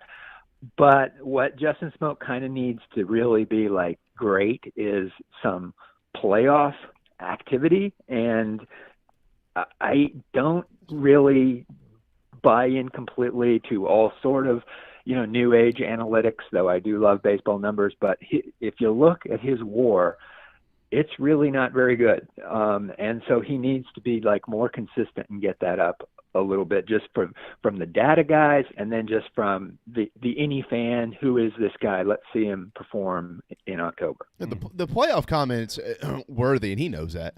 I mean, of course he played on a couple playoff teams with the Blue Jays. But he's absolutely aware of that. There'd be nothing better than to be able to help your team win some games in the postseason and try to win the World Series. I know one thing, he needs to cut his hair. Well, I do just want to clarify something. I didn't mean that he'd necessarily performed poorly in October. I mean that I think he's been unlucky to be in Texas and in Seattle and places like that. I mean, he could have just as easily, been in the Dodger organization all this time, and he'd be a household word.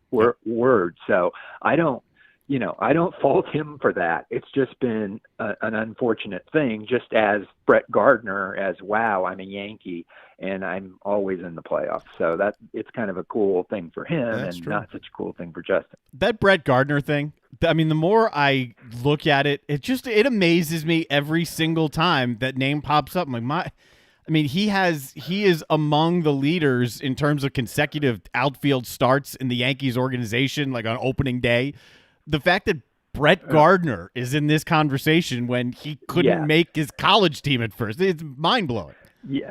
Oh, yeah, Darren. I mean, I wrote about this in the spring, and I've written about it before. Get a Yankee, or go online to, the Yankees records or something, to see Brett Gardner in there among these all-time Yankee greats in, like you said, outfield starts, hits, triples, stolen bases, walks, various things. It's just amazing some of the guys he's in front of. It's really so cool. Well, and in an organization that will move guys in a hurry, they have not moved Brett Gardner, which is just amazing. And again, to be in the Yankee clubhouse or dugout, as I was as recently, believe it or not, as February, just a week or two before things just went to all hell in sports, the oozing respect that this guy has, not just from his teammates now, but from longtime Yankees like, Willie Randolph and Reggie Jackson and people like that, is really just amazingly wonderful to see from a guy from Holly Hill in the College of Charleston. Absolutely. Pujols is another guy who, I mean, it's easy to overlook because, the numbers aren't there right now, but now he's third all time in RBIs. I mean, is he a first ballot, no question guy? No question. One of the truly great players of all time and great teammates. And you're right. The fade of the end of his career has made us forget how great he was there for that stretch in St. Louis. But I mean, just the multiple positions he played at first in his career. And of course, the just obscurity and the way he came up is just such a great story. Yeah. I want to add this real quick on Smoke. Tomorrow, August 26th, will be his 10th year anniversary in Major League Baseball. 10 years. That's so cool. And then I'll tell you, Jamie, I know you appreciate this as much as anybody, but one of my favorite things just to look and see in not just low country sports, but South Carolina, is to stand there in the stands at Stratford High School and look at that scoreboard and see those numbers that they have up there for Weeders and Smoke. It's just so cool. Yeah. I don't know. I just get like a chill to think, yeah, those guys played there, and look what they've done. I know. And now they're in the same division because Weeders is still with the Cardinals. You mentioned the College of Charleston just a minute ago. Will Crow made his debut this weekend with the Washington Nationals, and I tweeted something about it, and I love the response that I got from a guy I really respect, Kevin Nichols, who is the hitting coach over for Chad Holbrook at CFC, and he said, that's a lot of dudes that Chad Holbrook recruited because John Whittle confirmed, I thought it was 9, but it was 10. John Whittle confirmed 10 former Gamecocks in Major League Baseball now, and most, if not all, most of those guys, not all of them, but most of those guys were recruited by Coach Holbrook when he was in the Garnet and Black. It says a lot for that dude, and it says a lot for the College of Charleston. They should be expecting big things. No doubt about it, and they have done a great job recruiting, and Coach Holbrook's recruiting of pitchers goes back to all the really good guys he got to come to North Carolina, Andrew Miller, Matt Harvey. He missed on some great players that decided to turn pro, like Madison Baumgartner. But, the problem at South Carolina with those guys is just really unfortunate pitching injuries. And just think if he would have had the great pitchers, the guys that are now in or near the major leagues, healthy the whole time they were in South Carolina, he'd still be in Columbia. Wow. I'll say this, too, about Crow's first start. He could, and maybe you can argue should, have won that game after settling down. There weren't errors behind him, but plays typically made by one of the better shortstops in the game, Trey Turner, were not made. There were 3 different plays. No, the NC State guys screwed it up for him. They were tough plays, but typically he makes them, and it led to a few of those runs. Yeah. Well, hey, it's exciting for both Will Crow and the Nationals, though, that they've got that going for them in the future and right now. Yep. Well, the lesson there is you can't trust those NC State guys. You got to respect. Wolfpack. You got to respect Trey, though. I mean, the whole postseason wise, he's rocking his old school Wolfpack helmet. Can't trust him. Yeah. By the way, they'll probably have 11. Chad will probably have another guy in there if Clark Schmidt makes the big leagues this year with the Yankees. Mm-hmm.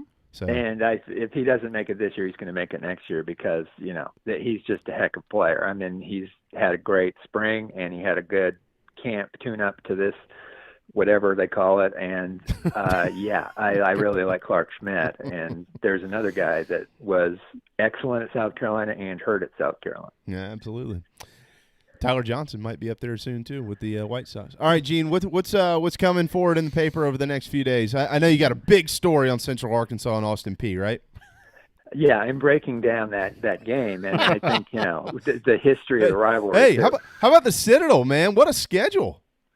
I'm glad you mentioned that because the Citadel, I'm going to tell you right now, they've got 4 games, South Florida, Eastern Kentucky, Army, and Clemson, and I'm calling it right now. They're going 2-2. All right. Wow.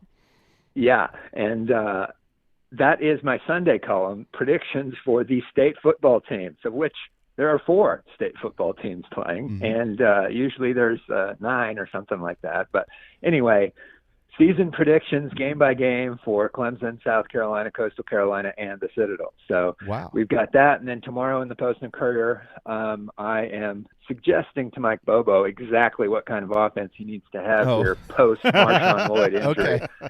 And, it's going to be a fun offense that I suggest. And I think he's going to agree with me because I went to Colorado State and he coached at Colorado State, so we kind of have that kinship. Oh, yeah. Clearly. So we've got Will on the show tomorrow. Do you want me to pass this along to Will? Will's well aware of my advice on offense. If you don't believe me, check YouTube. Yeah, I know. He's got some faces. He's got the Gene face. He's got the David face. He's got the John Whittle face. He's got the Kendall face. No doubt about that. That's right. So okay, well I'll let me jot that down. Make sure. Hey, let me say something about Coach Muschamp. I know a lot of players that he's coached that no longer play there. Some of them from our area that too. Mm-hmm. During COVID, Will Muschamp reached out to like every single player he's ever coached at South Carolina, and I don't mean the guys there. I mean guys that are gone, not in the NFL, just working regular jobs to make sure they were okay, that their families were okay.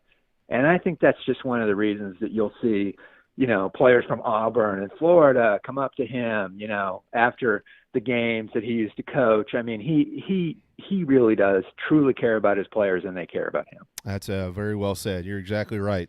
You can't find a player who's with him or has been with him that's got anything bad to say about that guy. Yeah. He's always treated me with respect. I know that, but I'm not Gene Sapikoff, so. Gene? Yeah, well. No, I'm not Paul Feinbaum's best friend. Yeah, so, I'm not buddies with Paul. Well, at least he didn't take a shot at you like he took with Paul about the whole, live a boring life. Hilarious. That was good. That was good. Yeah. That was good. Yeah. We're going to stay away from that conversation tomorrow so you can't, bury me. All right, Gene, thank you so much. Hey, if the Citadel goes 2-2 with this 4-game fall, is that the greatest 500 season in the history of Citadel football? I would say it is, and that they should be bowl eligible in some way. I don't know. Yeah, maybe we'll get them in the Meineke Car Care Bowl or something. No, we'll just we'll get a bowl here at Johnson Haygood. We'll get that going too. Yeah, we need to stir that conversation again. Yeah, no question. Gene, thanks, buddy. Thanks, guys. There you go, Gene Sapikoff on Twitter at Sapikoff. Old buddies with Paul Feinbaum there. Yeah, no doubt. All right, it is time for a timeout, and when we return on our program, we're going to get our first high school football coach of the fall to jump on and tell us about his football program. That's Johnny Waters with First Baptist. They're set to go. They'll kick it off on Friday night, guys, and as the next couple of weeks kind of unfold, Darren and I will welcome a few coaches on our program as we try to turn our attention to the local kids as they get back on the gridiron here with this pandemic ongoing and things like that. So excited to have Johnny on in the final segment of our program. We hope you'll hang with us, and we'll be right back here on the JB and Goldwater Show, driven by Stokes Volkswagen. This is Mike Mazzell for Stokes Volkswagen on Ashley Phosphate Road with exciting news. Every 2020 Tiguan S, our best-selling third-row SUV, is $3,500 off plus 0 APR for 72 months. But wait, there's more. With $299 down, you can own the Tiguan S for just $299 per month for 72 months at 0% APR. Not just one at this price, over 22 Tiguans to choose from. All $3,500 off plus 0 APR for 72 months and $299 down, $299 per month. Best of all, at Stokes Volkswagen, we are so desperate for used cars that we'll take any trade in any condition, running or not. We need your trade more, so we'll flat out give you more. And don't worry about your credit. Our lenders are more lenient than ever. So if you're interested in saving $3,500 on a new Volkswagen Tiguan S and owning it for $299 down, $299 per month, come see us today at Stokes Volkswagen on Ashley Phosphate or StokesVW.com. Peace and love at Stokes VW. Plus tax tag includes $399.50 closing fee. Offer subject to lender approval. Expires month end. DB's Cheesesteaks, the tastiest, juiciest, and now award-winning cheesesteaks in the Low Country. DB's Cheesesteaks delivers, and not just in quality. Download DoorDash, Uber Eats, or your delivery app of choice and have it dropped off at your doorstep. Original chicken, buffalo chicken, even pizza cheesesteaks. Not to mention incredible cheeseburgers, massive hot dogs, and dynamite hoagies. It's all there for you and your family. DB's Cheesesteaks in West Ashley. dbscheesesteaks.com. Hey guys, it's Darren, just here to tell you about our good friends over at Dog and Duck. They've got 3 locations, one in Bell Hall, one in Park West, and one, the new one, out on Clements Ferry. I can tell you from personal experience, it's the only restaurant in town that I've been to since this whole place has reopened. Everything is socially distant, very comfortable, and to top it all off, great selection of rotating craft beers, food specials every day, family meals. If you don't want to go in, you can order it and have some curbside pickup as well. Dog and Duck, 3 locations, proud partners of the JB and Goldwater Show. Now, hear this. Who the hell is that? The JB and Goldwater Show, live, loud, and online. All right, final segment here on Tuesday afternoon. I keep wanting to say Wednesday for some reason. You know, it's odd. It does feel like Wednesday. I don't know why. It's odd. I don't know what Wednesday feels like in general, but I've had the same feeling. Yeah. Well, we'll be off on Friday, so Thursday will be Friday for Darren and I. Remember, we announced earlier Will Muschamp tomorrow at 12:30 on our program. All right, back to the phone lines we go, and it's our first high school football coach of the year on the JB and Goldwater Show. Johnny Waters, he is the head man of the First Baptist Hurricanes, and they are set to kick it off on Friday night at Thomas Hayward Academy. 2020 is here. They've been practicing. He's going to tell you all about it. Hey, Coach. Hey, how y'all doing? Hey, I wish it was Wednesday. That means one day closer to Friday. I know. Darren and I, when we let off the show today, we were talking about the fact that this Friday and Saturday will feel somewhat normal because you do have some high school football on Friday, and then there is a college game on Saturday night. Yeah, I tell you, and I know it's no big names for us football guys. Any football game live would be great to watch. Okay. I'm tired of watching 1976 Tennessee against whoever, Yeah. I know. I've watched enough South Carolina rerun losses over the last few months. I'd like to get to the season and hopefully see wins. All right. So, Coach, you got Tom. Let me run down the schedule real quick, and hopefully I've got the correct schedule. I think I do. You're at Thomas Hayward on Friday, and then you'll head to Lawrence Manning on September the 4th. Ben Lippen will come to town on the 11th at Trinity Burns on the 18th of September. September 25th, Augusta Christian will be over on James Island. Heathwood Hall is going to come to town on October the 2nd.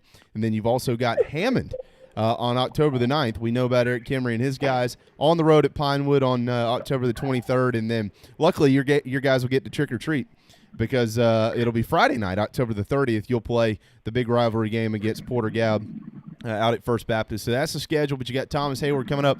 So how is – obviously the question is COVID. We know that. I mean, it's been – right. But your guys have been practicing. So how has that been? I don't know that you can necessarily release health information, but how has that been throughout the summer with keeping your guys safe, some changes and things of that nature to get them ready for Friday?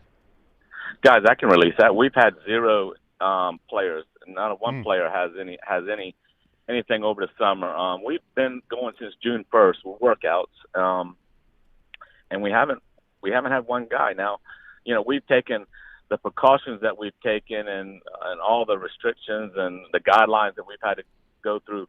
I tell you, Mike Fanning with Skeeza has done an excellent job. He's been proactive through this whole ordeal, and he has gave us guidelines to go through, and everybody has really stuck to them, and we've been good so far. Knock on wood. You worry every morning when you wake up if something new is going to happen, but so far everything's great.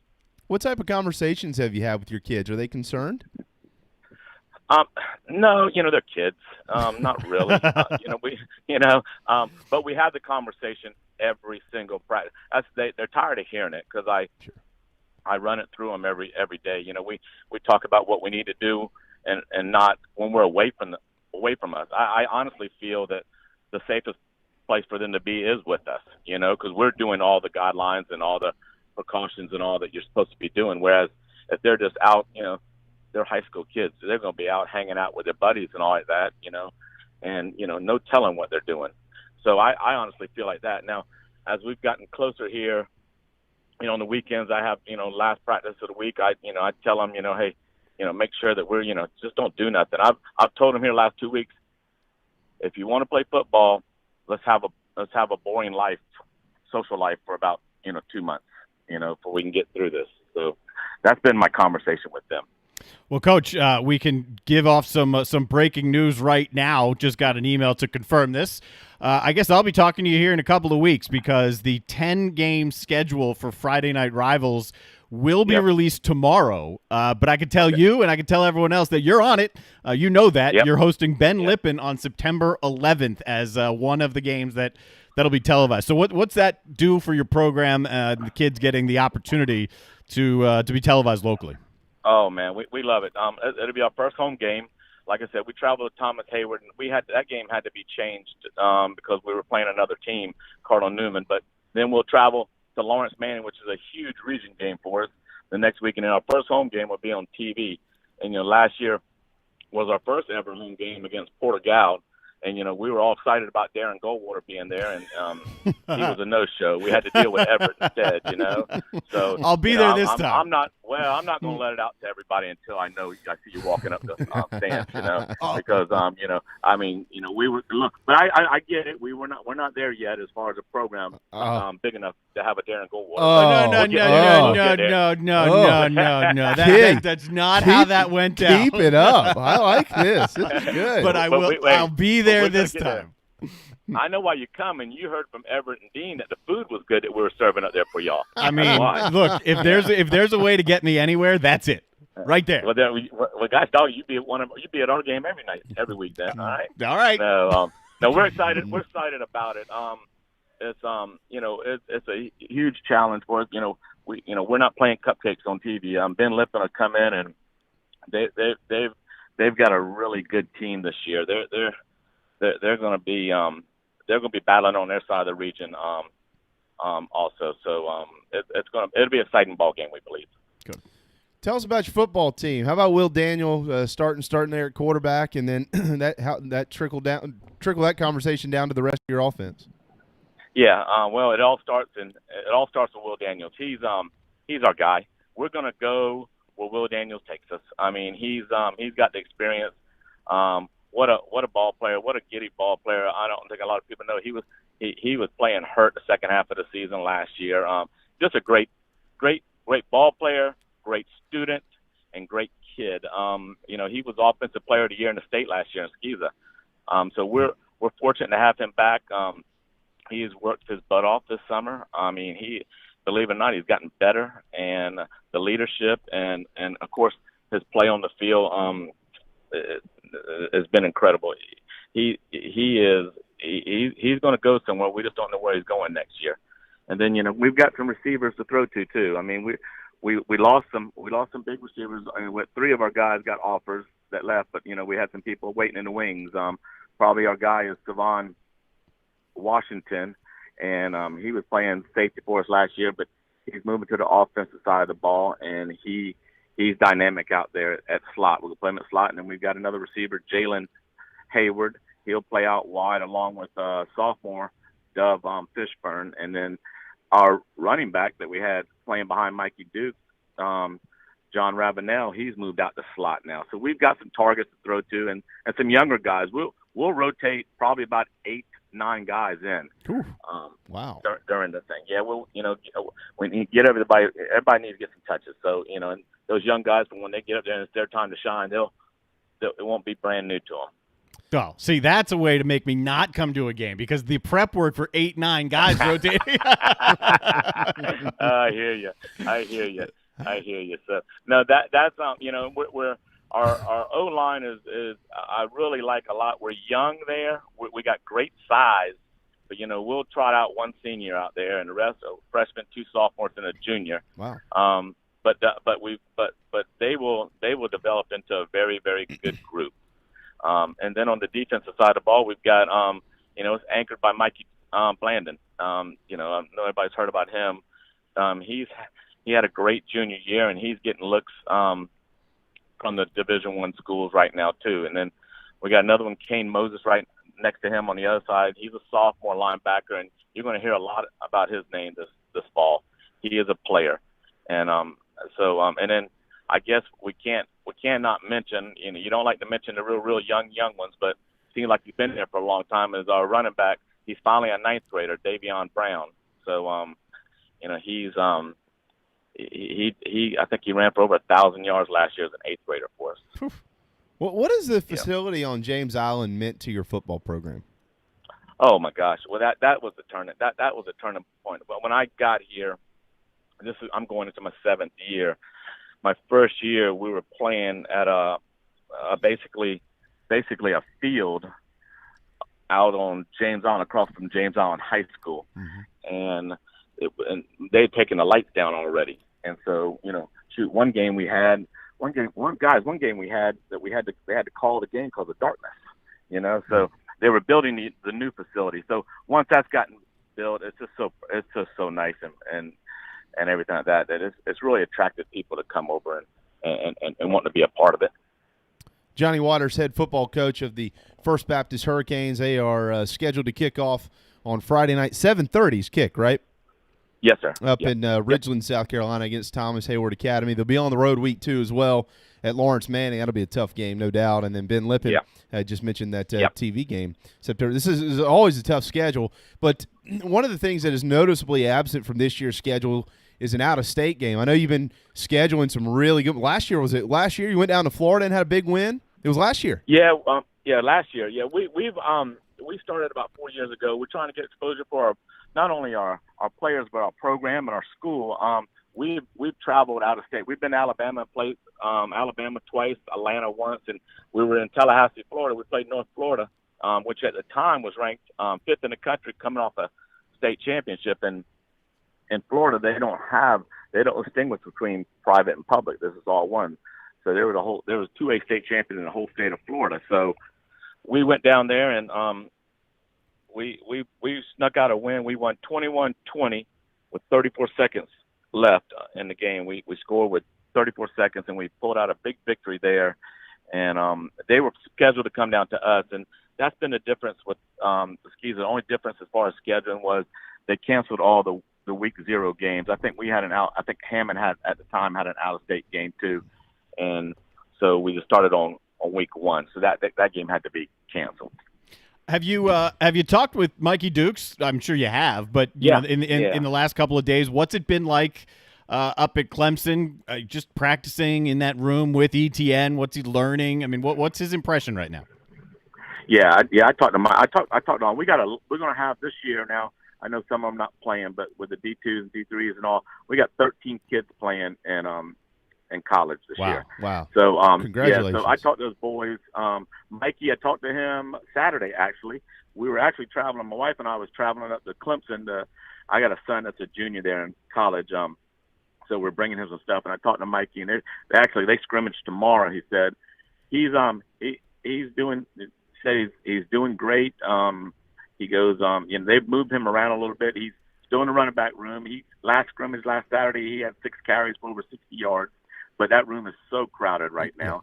They're working him at punt return. He said he had one that he would have took it back, but they were thudding up and blew the whistle. And they're playing him a little bit at DB, a little bit.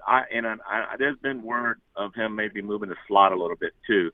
But Mikey don't talk too much about himself, but he did text me after our conversation and said, "Coach, I really look good out there, 100%." So that when he tells me something like that, that's a pretty strong word.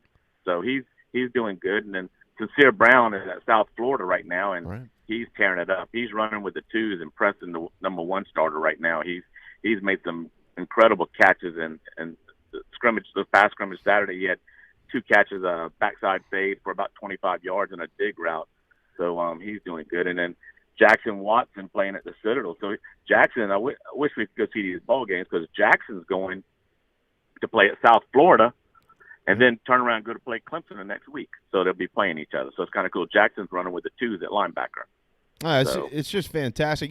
13. First of all, congratulations. That's a lot of kids playing college football. How much of an impact do those guys have on your current group? Are you able to get them around your guys at all? Yeah. That's the whole thing. Kids see those kids and where they're going and all, and they want to be a part of that. And these kids come back and they work out with us in the summertime. I mean, they'll be in the weight room. They'll come back out and watch. Mikey does too. They'll come back and come out to practice and stuff like that. And for these younger kids that watch these kids on Friday night, that's can't put a price on that. It's just great, and I love how they want to come back. We got a linebacker, Timmy Campbell, down at Savannah State. I mean, heck, he's here more now than he was when he was with us. It's great. It's a testament of the program, but those kids, what kind of young men they are that still think enough to want to come back and kind of give back just by their presence alone to our school. Has it gotten to be somewhat normal? I mean, you went through the protocols and that nobody has tested positive on your team. You've been playing since June, so all that's great. But does it feel a little bit more normal now that it's game week? Yeah, it does. We've gotten used to bringing your own water jug, not sharing, your own towel. The coach is wearing the mask 100% of the time. Those types of things. Yeah. Now, we're in the football week and we're just anxious to see. I got a young group, really. I mean, we're gonna trot out 23 freshmen and sophomores that a good bit of them are going to play. And I think the only thing that really worries me as a coach is that, we're big on 7-on-7 in the summertime, and we didn't get to do any of that. And, we've had no scrimmages and no jamborees. So, don't really know what to expect Friday night. Point. Well, at least the other guys are going to be in the same boat that you are, right? Yeah, that's true. And at least we're going, and we're going to play. That's right. So that's right. I'm not complaining. I got past that a long time ago, and I just it's a blessing that we're able to play. So however we got to do it, we'll do it. We're going to have to take 2 buses because of, social distancing. So, whatever it takes, it doesn't matter as long as they get an opportunity to get out on the field, and let's just see what happens. We'll take it week to week. Fired up to see your guys play. Hopefully you get on the road and pull in a nice win on Friday night, Coach, at Thomas Hayward at 7:30. Interesting setup to the schedule this year. 3 of the first 4 away from home, but 4 of the final 5 at home. Well, I didn't make that schedule up. No, no. That thing, we're heavy early. We're really heavy early. Well, we're supposed to play Cardinal Newman, right? And they canceled their school. They want to be in school a little bit and see how that goes before they start playing. So we were I don't know if you want to call it fortunate or not that we picked up another game, but being Thomas Hayward, and that's no cupcake. No. I'm not too bright, People tell me I don't care who I play, but that wasn't a smart pick, because they're 2-time defending state champions at 1A. They're not your typical 1A program. No. I mean, they're a good, hard-nosed team, and they're experienced. They got a lot of kids coming back. So we'll be in a dog fight for sure on Friday night. That's it. Look, you got a bunch of those on this on this schedule here. So hopefully your kids know if they sign up to play football at First Baptist, they're going to play some really good teams. And yes, sir. That'll only be for the best. Well, look, we wish you the best on Friday night. I'll catch up with you here pretty soon, and we'll look forward to getting you back on at some point in time to kind of update us on how the season's going. Hopefully it's going really well. That'd be great. And listen, the cat's out of the bag now. Darren said he's coming to the game, right? I'm doing the game. Yeah, he'll be calling the game. All right. I'll tell you what. I'll try to. Will you allow me in there? Can I come in? Yeah, I don't care. Man, shoot. You can be my stats guy. We have a golf cart to drive you in. Okay. Yeah. I don't get a golf cart. So no. the guy who just wants to sit around, he gets the golf cart. I don't want to hang out. I'm not coming to work. Man, I will set you up right. Set you up right. All right. Well, I'll be in contact, but I'll be there September 11th against Ben Lippin. I'll be there, no doubt. Okay. Thank y'all so much. You got it, Johnny. All right, thank you. There you go, Johnny Waters, head football coach out at First Baptist. A lot of admiration for Darren Goldwater and his lack of concern for it's funny because football program. Because last year, I think it was last year, I was working with him and the station general manager, like trying to find a way to get them on the schedule so that it finally happens. And of course, that's one of the times where, I do the Friday games when I don't have the conflict. If I can either make the Saturday game that I'm doing, the day of, but if I have to travel on a Friday, then I don't do it. Luckily, this year, or unluckily, whichever way you want to look at it, I don't have a college schedule because there aren't enough college games.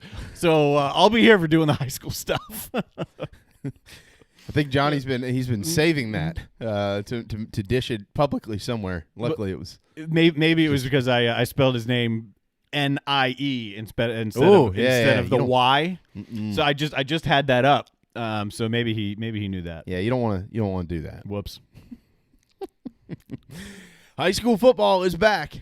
Skiza set to go Friday night. We'll give you the rest of the schedule. And Skiza, maybe we'll do that tomorrow. Tomorrow's a big day on our program. This will be the first time this is public, right? Yeah. Okay, so it'll be us kind of breaking this news tomorrow. We will release the schedule tomorrow. That's my understanding. I guess there's a chance, that it does come out prior to then, but I don't think so. So we'll release the entire Friday Night Rivals schedule that'll air on My TV Charleston. That will all be released tomorrow. Okay. And Will Muschamp. And Will Muschamp tomorrow at 12:30. And if that's not enough, J.C. Sherbert. He'll follow Coach Muschamp tomorrow at 1 p.m. J.C. usually at 12:30 on Wednesdays, but I texted him last night and said, we're going to have to bump you because I don't think Coach would be very happy about that. So we got something more important. We got a lot going on tomorrow on our program. Today, does anybody want to know what today is? I always want to know what today is. Here is today, everybody's favorite segment. What day is today on the handy-dandy National Day calendar? There's actually 5 days today. August the 25th is the home of 5 national days. Okay. And I don't really know what this one means, but happy National Secondhand Wardrobe Day. Yeah, I mean, all right. Yeah, like a thrift shop or hand-me-down. Sure. Yeah. Okay. Happy National Park Service Founders Day. You know, Okay. I'm a big fan of parks. Every national park in the country is free today. It is the 100th anniversary of the national parks. That's why it's Park Service Founders Day. There you go. I talked to somebody when we were in St. Louis, when my daughter was having her surgery in June. Mm-hmm. The nurse practitioner had a map on her office wall, and it had every national park listed on it. And she had thumbtacks in a bunch of them. And so I said, "Are those all the parks you're trying to go to?" She said, "No, those are all the parks I've been to." She's attempting to go to every single national park in the country, and she's been to like 40 of them. I mean, she's come down here. She's been to the Congaree National Park in Colombia. She's been down here on the coast. She's been everywhere. It was pretty cool. That's very cool. I thought, when I get older one day, if I can ever get retired, find a way to hit it rich somewhere, if I get a lucky lottery card or something, that might be fun. Get a RV and just go to all the national parks. Yep. I mean, just do that in the spring and the summer, and then transition in the fall and just go to all the football games. Well, and you can, while you're going to the national parks, just hit up some baseball stadiums.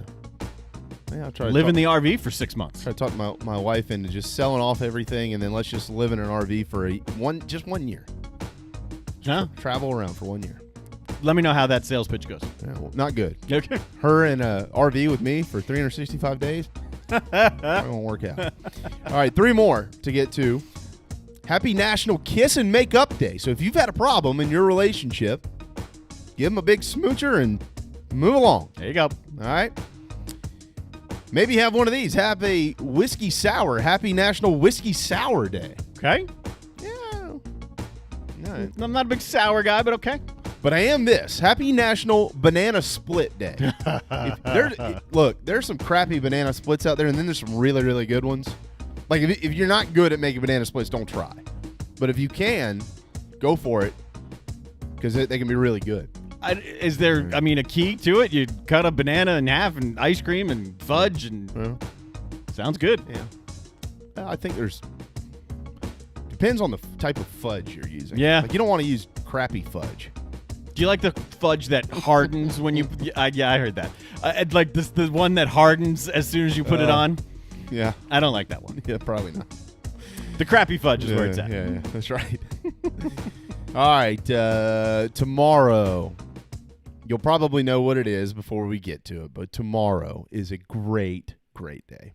It's good enough that someone spoils it like in the morning. There's 4 days tomorrow. One of them is very important, especially for America. But one of them is just important for humanity. So tomorrow will be a really good day on the National Day calendar. I'll even provide some photos, for some personal photos, for tomorrow's National Day. Really? Yes. Send them to me. I'll send them to you. You can put them right up on the I screen. sure will. There you go. All right. Didn't get to a lot of the hoop stuff today, but we'll try to touch on that tomorrow. A timeline of sorts for college basketball. When to start the season. Some think, hey, we might start this sucker right on time. Some think, yeah, probably not. But they all are hoping that it will happen before the first of the year. I think there's a great timeline out there to try to really start it right around Thanksgiving, when a lot of students have actually left, because a lot of these campuses will not be reopening after Thanksgiving. So we'll try to get more into that tomorrow. But, again, tomorrow on the JB and Goldwater Show, we will debut the 10-game TV schedule for high school football here in the Low Country. And also at 12:30 tomorrow, we'll be joined by South Carolina head football coach Will Muschamp and J.C. Sherbert. So a very big Wednesday ahead on the program. Before we get out of here today, though, I want to make sure that we make mention of some of the COVID news that has been going on out there. At the top of the show, we did mention the fact that Alabama has a little over 560 cases on campus, and, of course, they are shutting down some bars and things like that for the next 2 weeks to try to flatten the curve. Here we go again, right? But I think this is the most significant I've seen with an actual football program. Texas Tech, over 1,300 tests among student-athletes, coaches, and staff, 64 positives. That's not the number, but 21 of those 64 were within the football program. 24 of the 64 are still active. So we'll keep an eye on Texas Tech. Of course, remember, they're scheduled to go on September the 12th. So who knows how many of those are actually active right now. We do not have that information. Yep.